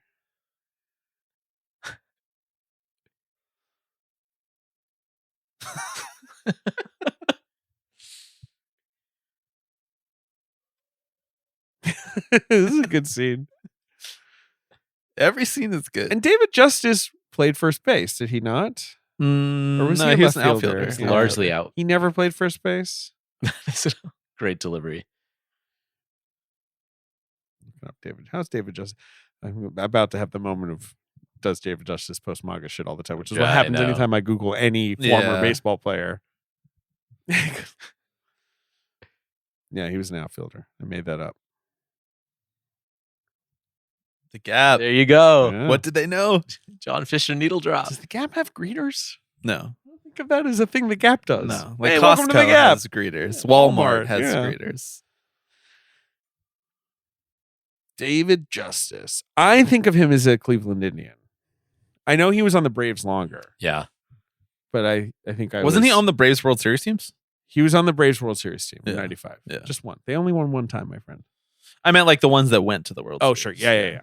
Well, no, but was he on the one against the Yankees? I guess he 92? might have been. Yeah. 96, rather. Yeah. Oh, he was think he injured. Like he was on the team, but he Oh. didn't make it to the World Series. You know who else was on those teams? Fucking Deion Sanders. That's true. Yeah. Well, How the I mean, fuck did he do that? Well, Yeah. that he rocks. How we the fuck we did agree he with do that, that? right? Yeah, of Mhm. course. I mean, I know he's had a weird year, but like generally we can support Deion Sanders, right? Yeah. Alex, hey, I'll go pull out my Yankees baseball card of his that I have. Maybe you should. How many baseball cards you got? Like 3. That one's framed, which maybe gives Hell you a yeah. sense of how many baseball cards I actually Hell have. yeah. I don't know how he did that because he would just switch. Yeah. Yeah, like after the football season was Yeah. over, he would just be like, all right, time to play baseball. I mean, God bless him. That's so fucking But it's just the weirdest thing is that he was one of the most electrifying, insane football players you've ever seen. And then he was like an okay baseball Right. player. like, he was like pretty good. It's so funny when it's that. just committed though. When He you're was just committed. like, dude, you are like the best at your job at football. I Like, love you these don't little need to also be dramatic big. walks that they're doing. Yeah, hell yeah. He's like watching it into the glove. David Justice got on base, man. He did. He Those gets on pitches base. look like they're going 38 miles per hour. Yeah, they probably are. I love how they give the credit to Art Howe. Look at Mhm. the Clash poster in the background. I like it. I know. He I has like cool it. posters all over that you clock as you watch this Yeah, movie. I know. over and I'm over again. picking up on more of them than I have before. And like just this sort of general vibe Great of like, shirt. yeah, he kind of has a broad, Do we think that understanding Billy of things. Bean like styled himself like a good fella, or was that just like Hollywoodization? I think he low key did. Yeah. Like I think he got like a nice like Chain Uh, and chain and polo off. I mean, it truly feels like they play in a nuclear bomb shelter. Like that's where they work. you can't let go of this. Like there are no windows ever in this, which is perfect. There's no windows in any clubhouse. They're in a fucking basement. But it's so crucial when he goes to the Red Sox at the end of this movie. I know, And he's they're got sitting in beautiful Fenway, view of and you're like, "This is baseball. This is the There's a place window? to be." Yeah, there's You a just little missed a window. window. Oh yeah, it's so good. Right. What a view.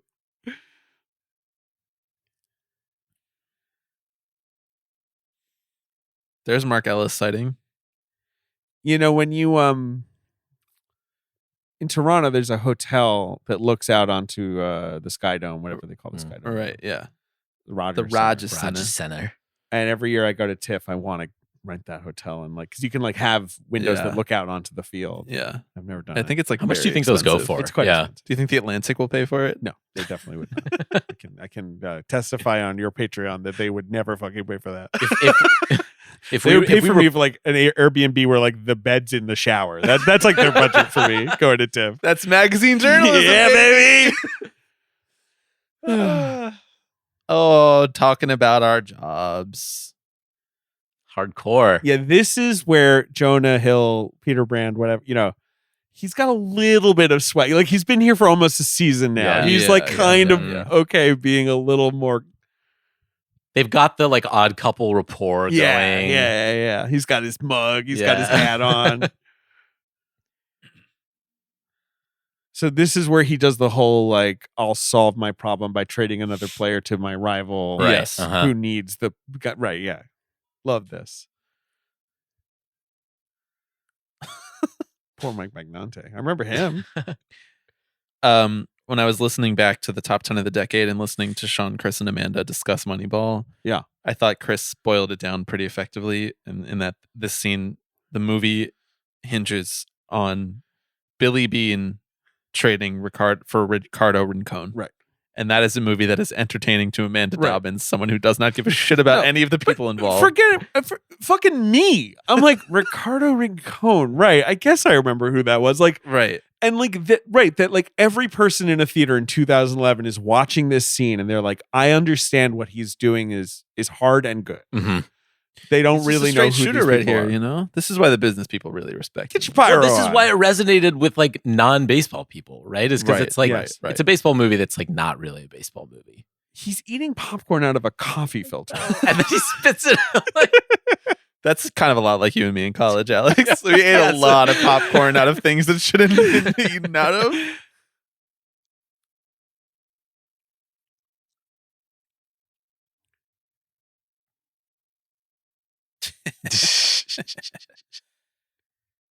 Yeah, I like this too, where he then complicates his own situation. But he's like, "Well, wait a second, though. Like, can I like get the Mets going?"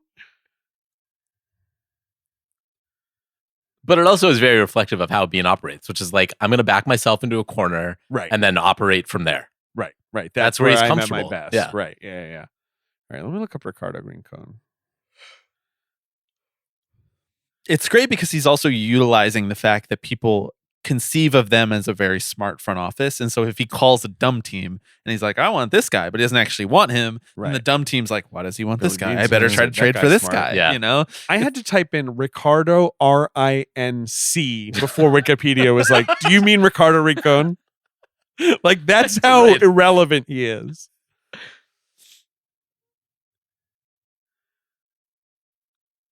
He has 21 career saves. Ricardo Rincon. Yeah. Like that's like the highest, like the most interesting thing in his like box score. He broke into the major leagues when he was 27. He's talking to the owner and he calls him Steve-O. I know. Steve-O. He called Brian Sabian Saby Sabester. I do that. I'll say I do that with my bosses where I'm like, hey, you know, like Right. it's a way of like kind I of don't. being like, I'm not scared of you. Oh no, you don't call Simmons Billy. Hey Billy. No. I say, hello, Mr. Simmons. Oh yeah? No. I'm sure he Of course loves not. that. No. Yeah, that sounds like his energy. Yeah. It's like The thinking man. Mhm. there's no sports movie that accurately The depicts State Farm sports. Yeah. Like just like the Yeah. Iron Claw coming out this year. Yeah. And I know that, you know, professional wrestling is kind of a quasi sport or whatever. But like, I think yeah. yeah, whatever. You know what I'm like, where a lot of wrestling nerds are like, it left out this and that. And like, Right, I don't know, it really right. simplified some stuff. And I'm like, yeah, dude, like you can't make a movie that's just a Right. season of a sport. Right. Like, Go watch the sport if Yeah. that's what you're Boring. looking for. Exactly. or Otherwise, watch like a John Boyce documentary, which I love those Yes, things, but those are exactly. 8 hours long for he a went reason. on a real John Boyce kick this year. I this did past them all. year, right? I did them all. It was one of He those was things. like he was like logging them on Letterboxd, which I didn't even know I they were didn't on even know you No, Letterboxd. did. those things are movies. Like I watched one and I was like, no one has represented how I experience sports so well before, right? Like the kind of like the mix of like stat nerdery and like narrative obsession. Yeah, just Like- like totally brain disease, deranged Yes, behavior. Right. Just yeah. like rabbit But, hole like, after rabbit hole. In a after- non-aggro way, because he's such a non-aggro guy. Right. Like Yes. he doesn't have an aggro approach. It's like, to I'm sports. curious and this is so weird and you're Right. going to find it weird as well. And I'm gonna like call out any person I think like was annoying or shitty. Yeah. But not in some like super self-righteous way where it's like, you know, like it's just kind of like the best. Yeah. He's the best. He really is. Well, by the way, John Boyce is a perfect example of why like all of the media disintegrating around us, like that's something that like hour and 10-minute movie or basically movies that you Yes. can log on Letterboxd that he should be paid in perpetuity to be able to make those. That, like Yeah, he nobody understands that. That doesn't pitch well to venture capitalists in a boardroom. It's a meeting. fair point because it's like, right, like he must take like 6 months to make one of those things. Yeah, and you can't put them on TikTok. Yeah, and it's right. It's like a long YouTube video. And I'm sure they do well enough that he is employed, Yes. but no one is like, get me a John Boyce or whatever. Exactly. Yeah, No one's like, we got to get the next John Yeah, Boyce. yeah, So yeah. just, it's like, Gonna have to cut someone. So rude. this is what it's all about right here, though. Mags. I remember Mike. Do you remember Mike McNaughton? No, I actually don't. You No. would have been too young for that. I think he is really old at this point. Maybe he was more of a '90s guy. This hurts. Yeah. It's so shitty. Because this is his last team. This is the end of him. Oh, is it really? Yeah, that's the thing. That's right. He was the whole '90s. He was like, you know, a solid relief guy. He pitched an immaculate inning once. Nice. Okay. Jacob that. DeGrom did that in the All-Star game, though. Well, that's a good point. Now he's a math teacher. It's fake game doesn't count. Jacob DeGrom's a math teacher? That's alarming. He's not a very smart guy. Mike McNaughton is a math teacher. Jacob DeGrom is being paid tens of millions of dollars by the Texas Rangers to do nothing, right? Isn't that what's happening with him? But he's a girl dad. Is he a girl dad like he is me? a girl dad, yeah. He's also a boy dad as well. His son's name is Jackson with 2 X's. Don't JAXXON. Yeah. No, XX. Well, I didn't know that. They're silent. CKSON. They're silent. Here's Rincon. Hola, senor.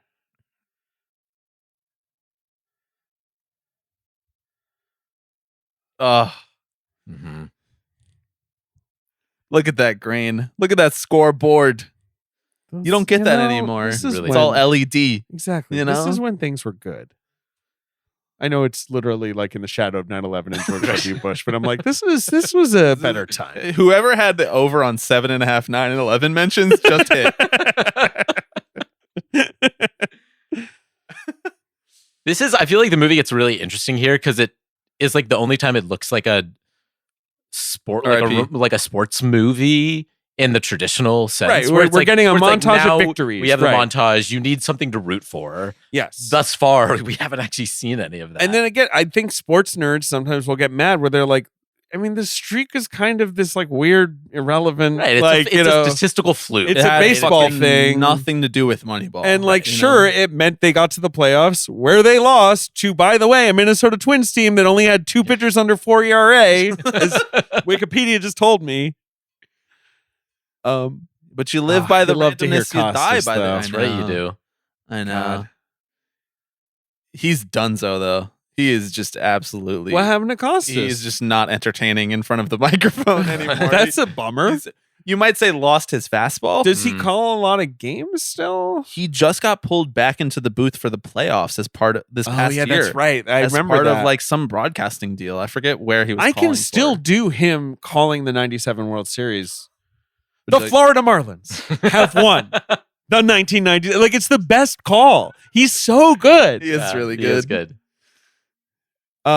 Did we put him? So Alex and I did a 30 yes. A-listers. I advocated. Wait, I'm sorry. What's the concept here? we ran down the list. We were like, who are The 30 most famous people in the baseball's baseball world. A-listers? Like Yeah. Who are alive or like of all time? Alive. we did alive. So, So like, like of all the- time, we start to tie Cobb. right, or whatever. Like, exactly. yeah, right. We were like, who are the people who like might actually have like name recognition outside I of get that. baseball? Sure, the highest Q because there's score. not a lot. We did this last Right year now. after the Oscars. Like And- that's what made me want. Yeah, I sure, said sure. I said Costas, and he gave me so much shit for that. Costas 'Cause I was like, look, he called absolutely. the Olympics. He's on No, NBC. no, of course. like, Bob you know, Costas is without a doubt the most famous living baseball The announcer. pink guy. The pink guy. the pink No, guy. he's not the most famous Who living is? baseball man. Joe Buck. I don't He's think. called every World Series since like 2005. I Did we defend. include Joe Buck? I defend so. Joe Buck. Okay. we must have. We must We have have to. included Joe I Buck. think Bob you Costas. included fucking Michael K, bro. That's a little silly. I think Bob Costas is more famous than Joe Buck. I do. Now though, because Yes. this is like a list that had Shohei Ohtani number 1. Like we were very much like Yeah, trying I to price in understand. I reality and the present I tense. still think Bob Costas is a little more famous, but I do think Joe Buck counts too. Yeah. But so much of Joe Buck's mystique it's is just people 28 being mad at announcers him. and 2 Right, yeah. players. Like, I think Joe Buck has the Minnesota Miracle call. Diggs, sideline, touchdown, unbelievable. Yeah. That is one of the greatest and This is calls. football, by the way. That's Yeah, football. right. That's football. Just But it is filling you in. when you listen to it though, you're like, and I like Joe Buck more than most people, but I'm like, where is this guy when like the fucking Cubs won the World Series? Like, where is he? Oh my god, I know. You know? He's had a real change of. He clearly went through like a midlife crisis 5 years ago. He wrote a Right. book about his dad. He He stopped did. trying to impersonate his dad in the booth, you Mhm. know, and like now he's a lot better. Is like the 5th most famous thing about Joe Buck that tweet about the sun rising It and him actually saying, is, "Oh yes. God," or whatever after 3,000 innings. Oh god, yes. What's his best baseball call? Is it "We will see you tomorrow night"? I Right, think which it's that. like isn't even. It's not even a his. World Series. Yeah, right. Yeah, Right. I mean, it was like he was imitating his dad on Right. that one, right? Like, Wasn't he imitating the '86 Mets, the Buckner call when he did that? No, the Buckner call is it gets by Buckner. That's all it is, right? I don't. Does he fucking say know. we'll see you tomorrow night? I Maybe don't he know. does. I don't know. The best thing about the Mets winning the World Series is the call is just got him and then he doesn't talk. So you were born that year. I was born that year. God Yes. damn it! That's the worst I was spot taken to to be one in. of those games That's the worst spot as to a be baby. in. Yeah. Is that like if theoretically they have won one in your lifetime, but there's no possible way for you to have any real memory of it? There's Yeah. I have no memory of it beyond like watching tapes, like little like kind of documentary type and just being raised by parents who are like they were great. Yeah, but then like 88 is the most frustrating year in Mets history because but they should have won it again. I was 2. I don't fucking Yes. remember that either. I know. The Mets were terrible for my entire childhood. And then in like 90, the late 90s when I'm a teenager, they are good, but not amazing. They, they're the Piazza Mets. They're like pretty good. Yeah. And they kind of fluke their way to a World Series. It's not like an amazing time to be a Mets fan. Like When is? the last 30 years. Yeah, right. That guy in the crowd looked like John Smoltz. Fuck John Smoltz. Agreed. Who's your least favorite of the 4 Braves guys? The pitchers. Forget Chipper Jones. I feel like it's hard Who's your to favorite? be objective about it. It's Smoltz's exposure. Like, I Yes. feel like biases. You're right. Smoltz is against him a lot. obviously He's like become the a whole worst. new thing where like we You're right, constantly you're right. have to like unpack things he's saying on the fucking podcast. Right. I think my favorite is probably Maddox. Yeah, mine too. Mhm. It's the correct answer. I was It's just like, wondering. how could you possibly not respect that? But Yeah, then, the best. but obviously Glavine went on to played be for the Mets? an important Met. But like, I he think was I in the pref- rotation. I I think I prefer agree. Greg Maddux. The Maddox is like that dude rocks. He rocks. You know, the fact that he just like This, was like, so dork. accurate and such a good fielder that he could just nibble off the corner of the plate and make umps give him the calls. Yes. Like, what a lord. I What a like lord. that's when my baseball brain regresses back into. He just like knows how to throw. You know, he's Yeah, like he a just- he's a fucking can pitcher. locate. Exactly. You know, he's a real pitcher. But like but also I just think of him as this like guy with glasses, like writing little things in a notebook. Where I'm Mhm. just Yes. like, yeah, he's just like a little computer man. and he just looks like a normal guy. He does. He's Yeah. like 5'8". He looked like He's not an actually 5'8". actuary. Yeah. Yes. This is great. We're just watching like wordless baseball. I know. Pretty Are funny these- that Tim Hudson's only a long appearance in this Yeah. movie is him Getting getting shelled. rocked He's by giving the up Royals. unearned runs. Are these the worst Royals uniforms ever? What the fuck? Why do they look like They're- the Rockies warm-up jerseys? They're pretty bad. Yeah. I don't think of the Royals as an aesthetically pleasing team, but I guess the powder blue is kind of nice. Don't even get me started on the Royals, David. Okay. Don't even. Why not? Because they ruined my fucking life. Well, because they beat the Mets in Yeah. the World Series. They had a chance to win the 9 Mets had a years chance ago. to win the World Series when I was 19. Yeah, that would I have would been have pretty gone cool for you. crazy. I would have been so annoying for the rest of my The life. trajectory of this podcast would have I been changed. lived, Bobby. I lived in New York when that. I guess you I mean, did too. You same, went to yeah. my. We were sophomores in college. Yeah. I not only would the trajectory of this podcast not be the same, this podcast would not fucking exist. Probably. This podcast started 2 years after the Mets lost the World Series. Sure. You know why? Because I had nowhere to put that fucking energy. Mhm. Right. And now this is all happening because of that.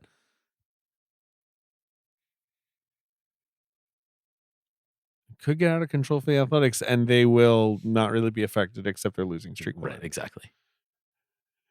But you feel it. We can no longer play Oh, the children's God. game. Do you think there really was someone who ran on the field during this game? There might have been. It's a Coliseum. I mean, pretty much anything goes there, right? Yeah. Mike Sweeney. Name a guy. Yeah. Guys, what do we think is going to happen? These are terrible Kansas City uniforms. They're Yeah, they so are. bad. Jesus. They're so bad. Kind of Oh, a he stupid smoked franchise. that. But I Really won't move stupid. them if I'm sorry. They can stay. Yeah. They have I respect history. it. Yeah. They have Kansas history. City is a great town that deserves as much baseball as possible. Yeah. I It just It is a think beautiful such a- just ballpark. so happens You can't that take fucking teams Mike out of the Moustakas Midwest. had to ruin my life. I know. You know? I know. It just so happens. It's like it's not my fault Eric Hosmer looks like that. But now they're punning. You know, it's like they made a deal with the devil or whatever. They just suck forever. I just don't Yeah. think anyone cares. Yeah, I mean, no one seems to Royals care. fans, of course, care, and sure they they're like do. mad at the owners who got rich from, propane or whatever. I love that Gotta have the propane. temperature in the room just like slowly dropped as we started talking about the Royals. Like, Fucking yeah, Royals. Fucking, I don't know. God damn it, But I mean, I hate Alex Gordon. Come on, who do you hate the most? Fuck. Like teams wise, Yeah. Like, is there a team that still makes your blood boil? they're really. There isn't. There You're, really you're isn't. too much of a grown up. He won't admit it, but it's the Giants. It has Okay, it's the historically been the Giants, but like now having moved away, I feel like that has softened You've escaped them even a a lot. Yeah. For a long time, honestly, it was the Red Sox. I fucking hated the Red Sox because I also like I mean, I also moonlighted with like Yankees fandom as a kid. My mom was like a Yankees fan growing up as a kid. Still is to this day. She Yes. still is. Yeah, sports Yankees. exactly. And so that like distaste for the Red Sox was like ingrained in me. I mean, I just hate the Red Sox because I had no problem with the Red Sox till they won the World Series. And after they won, I was like, I don't want to hear another word. Right. Be quiet. And instead, they not only continued to, whine and talk about their curse and all this shit, they kept winning World Series and being like, and I'm just like, shut the fuck up. I feel like a lot of my dislike for teams these days is like intellectual, I'm like, which is the worst way to like engage with But the it's sport. so true though. It's because like we spend fucking hours every week talking about baseball. Right. It's like All right.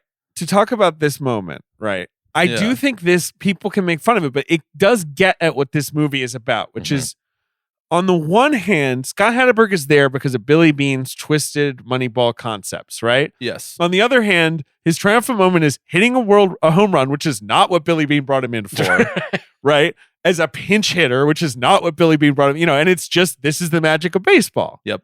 And because he hits this home run at this time, he the streak, and he's etched He's a into fucking lefty, by the history. way. That's right, he is. And so, like, that's what the end of the movie is about, right? Like, how can you not love this? Yes. Even when it kind of doesn't even conform to your like mathy rules of like how to hack this sport. He's got a good eye. Good take. Good eye. Yeah, I know. Like part of me is, T-O-O-D-Y, good eye. Good eye.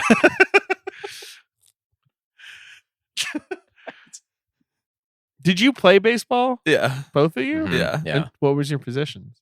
Pitcher. You were a pitcher? Yeah. My elbow's Second still base. feeling it. I was a second baseman. Yes. That's why I loved Mark Ellis. A little small, little guy. Yeah. Good with the glove. Who's your favorite Met?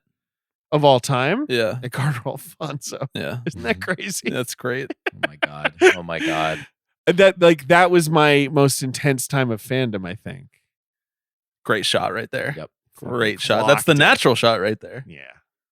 The low angle from behind home plate. That's what they think the umpire cam looks like when they cut to it during the World Series broadcast, and it never does. Right. It always. See, here you go. All right, pretend I just triggered my little bottle opener. My Great callback. my favorite Met. That is the answer. I pulled from the hip on that. This music is so It's so good. Mhm. Who's your favorite Met? David Wright. Well, that's I a know good that's so cliche. No, but that's a like great he's a answer. lord. answer. He is a lord. Talk about a guy who would be I was- posting MAGA stuff if he was posting at all. If he knew what the internet was. Don't you post, David? Don't you Never post. Never post. Never post. We saw what happened with fucking Mike Piazza. He bought an Italian we soccer always club. we always knew Mike Piazza was weird. Yeah, though. of we course, always Of knew course, that of guy course. was. He's from fucking Southern California or whatever. I was a grown up for David Wright, so I think I loved him, but I couldn't have the same like. Right. I'm, Childlike wonder, right, appreciation. When I was a child, the Mets were pretty bad, so instead, my favorite Met is fucking Edgardo Alfonso. But it is. I love that man. You could have gone like Agbayani. Yeah, I mean, I liked a lot of those guys, like that team. Edgardo Alfonso is a good answer. I mean, underrated. my favorite Met, like on paper, is like Tom Seaver. Heard of that guy? Yeah, he was yeah, pretty same. good. I mean, like you got to tip your cap, you know. Exactly. But I mean, I love Billy Wagner not just because we shared a name, but because Sure. that's like a real self-made guy, you know. I like Billy Wagner. I was always suspicious of him, just because he was such a hayseed, but I loved him. Yeah. I mean, I like a lot of Mets. So Jason we wanna Bay, name some- anyone? You know? I love Jason Bay. But Jason Bay got so bad. No, he was That's terrible. the joke, Oh my guys. God. That's the joke. Was he Xavier Nady? Yeah, You know, interest anyone in a little Xavier Nady? Wait, You know, now- actually, unfortunately, DeGrom was like getting there for me as like favorite Met of all course. time. Just like I love because it was him. just like How do you- just not just the pitching element, but just like the appointment viewing aspect of it. The Right. feeling that like if you were a Mets fan, you were fucking logging on no matter what else was going on in your life. And also like the Seaver-esque kind of like, we have this guy. Yes, like exactly. this. But the fact is, he's kind of not that guy now. It's No, sad. and also it just leaves a Also sour Jackson taste in with your two mouth the way X's. that he left. Yeah, Um, XXJ. But what about how do you feel about Pete? I love Pete. Me too. Also, Pete, are you aware of the fact that we've recently excavated on the Tipping Pitches podcast that Pete has excellent taste in punk music? Yes, I am aware of this. Listens to Pool Kids. So He's firing up some pop punk. my coworker Caitlin, Big Paramore fan. Caitlin Tiffany, shout out, is a deep recent Mets fan. Got into them in the last few years, and she's obsessed with Pete. Like you would get obsessed with like One Direction. Right? Right. She's making fan edits. She has a and, stan army. Who's that's making her fan vibe. cams. Can you introduce me to this person? Of course, we should hang out. We should actually hang out. She's the best. Yeah, great. And she, because Caitlin has that kind of a brain, will send me like Instagrams from like Mets wives. You know what I mean? Because like it's a I whole follow world. Pete's wife on Instagram. It's a whole fucking It's a world. real world. Yeah, Katya Lindor is A1 since day one right now. The vibes of fucking baseball now are so weird. Yes. Like basketball Instagram or whatever, you're like, I completely understand the wavelength these guys are on. Yeah. Yes. Baseball, it's They like, finish the game, they get into the private jet, they smoke weed, and then they drink a couple glasses of red wine, and then Yes. this is what you get. We have a Tipping Pitches Instagram account, which you don't use to post on, but I did go and follow like every single active baseball player, and it's the weirdest scroll. It's so ever. weird. It's like guys holding fishes, you know? Yeah. And It's Mike Trout wearing Eagles gear. exactly. It's A-Rod posting about Here. liabilities. So here you go. Here are your twins. I love that all you get from this is just the fly out to end the series. Yep. It's like perfectly encapsulates how baseball. You spend fucking 8 months, not 8 months. You spend 6 months, 7 months watching your team day in and day out, and it's over in 3 days. Just like that. fucking twins. That's what in the book Billy Beane says, my shit doesn't work in the playoffs, right? Like that's his iconic quote. And like you read that and you're like, well, that makes sense, obviously, because the playoffs are this statistical anomaly. Yes. But then you're also kind of like, so then why is this your approach? Right. But that's the thing about baseball is like it is the one sport where you can kind of not care about the playoffs.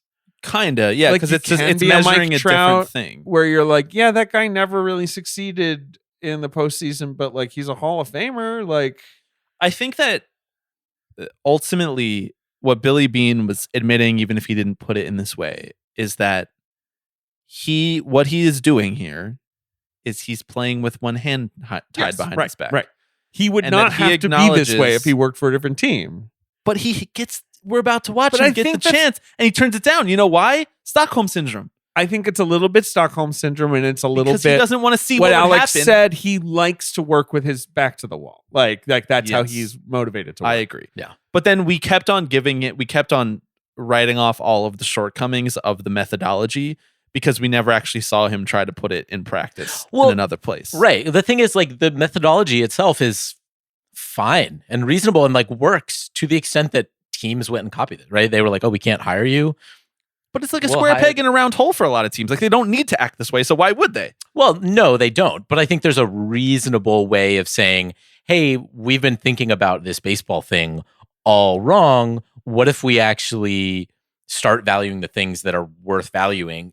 And also, we have a fuck ton of money that we can go spend on superstars, which is like what the Red Sox did. It's called Moneyball, though. It was never I mean, about yes. valuing those things like they should be valued. It was about getting them because they are undervalued. I mean, absolutely. And then when it became, okay, now we should value guys who get on base a lot more and we should pay them like they're Juan Soto, even though they're only, we should pay Juan Soto like he's Alex Rodriguez, even though he only hit 240 last year or whatever, which is true. Now people don't want to do it. Yeah. Now the Nationals are like, I must trade Juan Soto at all costs. And then the team that trades for him are like, I must trade Juan Soto at all costs. Right. Yes. It's like now they don't want to do it because it's not cheap anymore. It was always about money. Should baseball have a salary cap? You guys want to talk about This footage It's is so sick. fucking This good. is so sick. My favorite thing is also I like like taking that job like the that. weather is appropriate. It's Yep. it's the off season. It's kind of rainy and shitty. Yep. But you're just like, this is a baseball stadium. This is so where sick. Kings Look at live. that coat. Mhm. Look at that coat. He dressed up. I just fundamentally don't believe that John Henry would be walking around in the rain carrying No. his own fucking umbrella. No, he's like in a litter. What is it? Lima bean futures? Is that With what Lima bean futures. That's how he got exactly. rich trading lima bean futures. Are you aware of this fact, David? I'm not aware of that. That's how he made his money. Yeah, I love how you guys know how every baseball owner made their money. Yes. Every single Mhm. one, actually. All of them. I do miss the days. Simmons was ranting about this on his podcast, actually, where he was like, Which podcast? The Bill Simmons podcast. Oh, yeah. I think I'm Where thinking he was about like basketball teams used to be owned by like guys who like own bowling alleys or whatever. Like it. Yeah. in football, English football, soccer. Yeah. Like the owner used to just be this like guy with a coat, Man about town. yeah, who was like he owned two like a pubs. hotel or Yeah. something, yeah, and he was just like, oh, I think we should do this, and you're just like, this is great. This guy is a literal gangster. Like this guy actually should be in jail. And now it's like, Now it's like teams the are Mets owned by owner- like the Kingdom of Saudi Arabia. Like they're owned by like sovereign nations. Well, now the Mets owner should be in jail for different He reasons. probably should be in Yeah, jail, probably. but he's gonna whatever. bring that World Series home. Yeah, spend, baby, right to the ground. Best team won it. Goodbye. So he plays grown-up Smalls in the Sandlot. Oh, wow, connectivity. Connectivity. this guy? So, Should, Who is should it? we? What's his name? Arliss. It's not Arliss Howard, Uh, is it? Maybe it is. Maybe it is. I don't know, because he looks a lot older here. Yeah. Okay. Maybe they look, did the De Niro so look, aging technology. the world. on The him. world sucks. The world sucks. The Red Sox won the World Series in 04. And yes, they did use sort of like proto Moneyball stuff. You heard of that? You heard of Theo? Theos. What a lord. But like a lot of What a lord. other Bring World Theo home. Series victories in the It was 2000s so random. are random. That's Totally the thing, random, right? Like they're yeah. not like everyone copying what Billy did, right? Yes. But if it wasn't so narratively tied up, I don't know that it would have taken off like it did. Like if the Red Sox didn't openly admit that like Bill James Yeah, we influenced picked up Billy on the same Bean, stuff, right? who then influenced Theo Epstein, who then influenced every other GM because he was also this like 28-year-old handsome guy from Harvard. Wunderkind, right, Yeah, yeah, exactly. yeah. Cult of personality. Then I don't know that it would have taken off in the way that it did. And then the other underrated part about the 2000s is the 2008 Ray is making it with That's like the the thing. lowest They payroll were good. ever, and they almost did it, And so then that became very enticing to the ownership class, who was like, oh, we can just spend $30 million a year on payroll and then maybe win the World Series. And if we don't, we can say we tried because we're being cutting edge. Right, which is a bit what has happened. No Ever one's since one's done it yet. Still I waiting. know. Still waiting for that team to win. Still waiting. One day. His Yeah, shit doesn't work in the playoffs, man. And it's not going to Right. work for the Rays either. But like Win a fundamentally, fucking playoff game. there is no strategy that works in the playoffs. It is just random.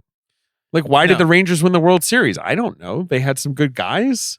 It's like you can pick and Injuries broke their choose. way. I mean, like, what is the answer? You can narrative ball your way. the your way into Rangers anything. won Yeah, the the World Rangers. Series. Yeah. Texas. The answer is they fucking made as many competitive moves as possible. Like Right. They got some good guys. yes. But nowadays, generally, it tends to be that like player development is the new money ball, Sure, but it's sure, so sure, much sure, harder sure. to quantify than like what he was doing with like, oh, this guy has good OBP. Let's get him. It's like so Yeah. much harder to quantify how you turn someone into And also, once you have them, Mookie Betts. how the pivotal eighth they are round. to you winning. Yeah. Yes. Like, that's the thing about baseball. It's like, Right. You don't have a guy who's going to take over the game. Right. It's hard to know- measure who the actual difference maker was at the end of the day. Why doesn't he take the job, David? He likes to play with his back against the wall. Because he's a father of daughters. Well, that's also true. That's also true. He doesn't want to leave the Bay Area. Move schools. How many times do you think they shot that? 10 to 15. It's so funny. You knucklehead. This is maybe my favorite scene in the movie. It's so good. right? yeah. This fit he's getting off is amazing. The collar. Yeah, it's so good. I would, It's I would so dress like soft. this. It's like a dry fit underneath a real Yes, it sweater. is.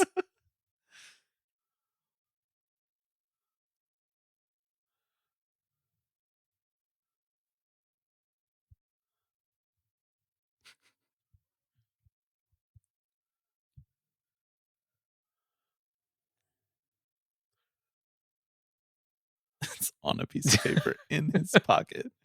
Does he say the number? Or does he just say this I- to make you the highest paid GM I in think he professional? I just- think he Yeah. just says that. Yeah. Do we know what the number was? I think it was like 8 million or something. It's a lot of money. Yeah. I don't know why that number is in my head. Let's find out.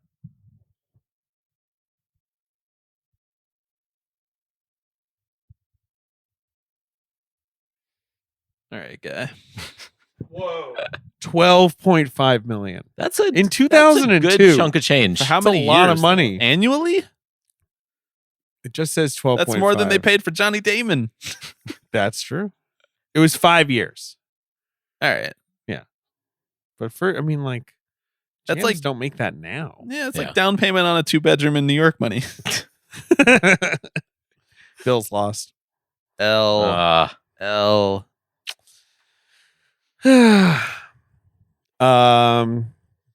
So handsome. He wanted to win here. And then he proceeded to never try that hard ever again. Yep, pretty much. That's the thing. Yeah.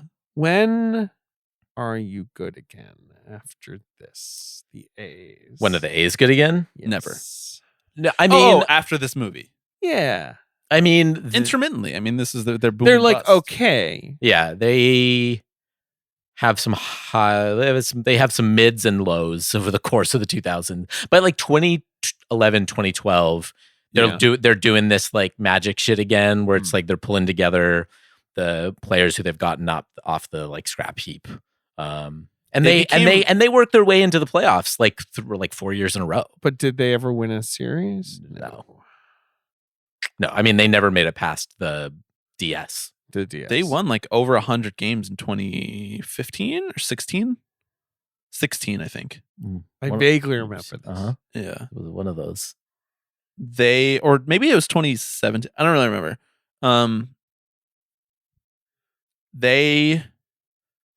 This is my This is favorite cool. scene. This is so Sorkin too. He's And like, it "All sums right." it all up Yep, perfectly. mhm. He's gonna go for it. Falls, rolls. Is this real? This footage? I think this is real. Like, footage. or- this guy. I mean, this guy, Jeremy is a Brown, real guy. Is a real player. guy, yeah.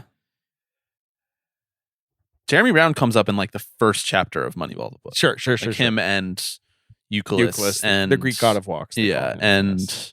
Swisher and like all Swisher. these guys are there from They're page favorites. one. Yeah. And like Bean's response to this is the perfect line, Yeah. and it sums up the movie. I tend to think that's not real footage because why would they be zooming in on on him on first base like I that? don't know. I get, but it's minor league baseball. You know, that's how these things it's are just shot. like a rando. I think that this scene is like Say it, Billy. Say the line.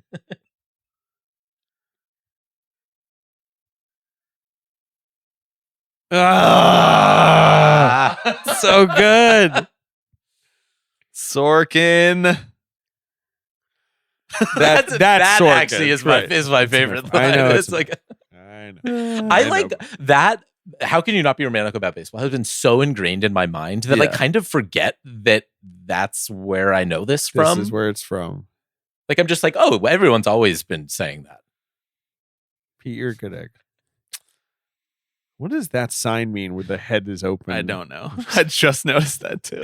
There's a sign where someone's head is cracked like open. we're taking the like and there's, like, a Kubrickian nose approach Yeah, I through know. it. to Moneyball. What does it We're like, mean? This must mean something. They did a really good job of making the A Stadium look like it looked. In I'm 2000. sure they right. I'm Like, sure they the really amount like, of due worked on. diligence. Yeah, I mean the monitors. Every monitor in this movie is Mhm. perfect. Oh, he's out there on the field. What's he doing? It's like he's like communing with the Oakland Coliseum. But this is the best feeling on earth. Have you ever laid on a Major League Baseball? no. When would I have Center done field. that? So the Dodgers do this thing where like every Friday they do fireworks and you can go on the field for it. Sure, Which is that's I'm sure cool. is a logistical nightmare for their grounds crews to Probably. clean it up every time. But like being out there and literally laying your face on the grass of a Major League Baseball That's field, awesome. like Dodger Stadium is Major League Baseball field, the most beautiful place on earth A beautiful for my stadium. money. Absolutely. Kind of like changed me. So Every like, stadium should do that. I'm doing a commentary with you guys, so I'm not gonna like crack up at this. But like know that I can watch this movie and like really crack up. at the Mhm, movie. yeah. Look at the audio fidelity of this recording that she gave him. They Oh, got him in I a know, professional I know. studio or Yeah, something. It's kind of about what's going on with Yep, him. If you I guys think know. about it, You love telling is me- the riddle. Are you telling me it's a metaphor? It's a It's a bit of a metaphor. metaphor. Just saying. Sorkin really did it with this one. He really did. This is like his emotional. And Pitt is crushing this.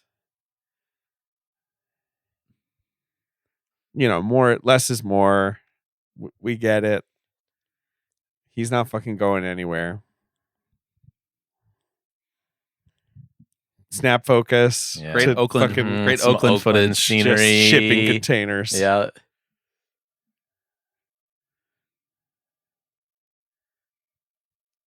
They drop the net sound out of the scene too. It's just the song. Best picture, man. They gave it to the fucking artists. Those chumps. God. The artist It's is so not good. It's not terrible. It's just not best picture. It just Right. really gets hurt by. Oh, they they say say it. the number, They say it. I okay. forgot they do say it. Right. Yep. And then what happened? A's are still waiting to win the World Series.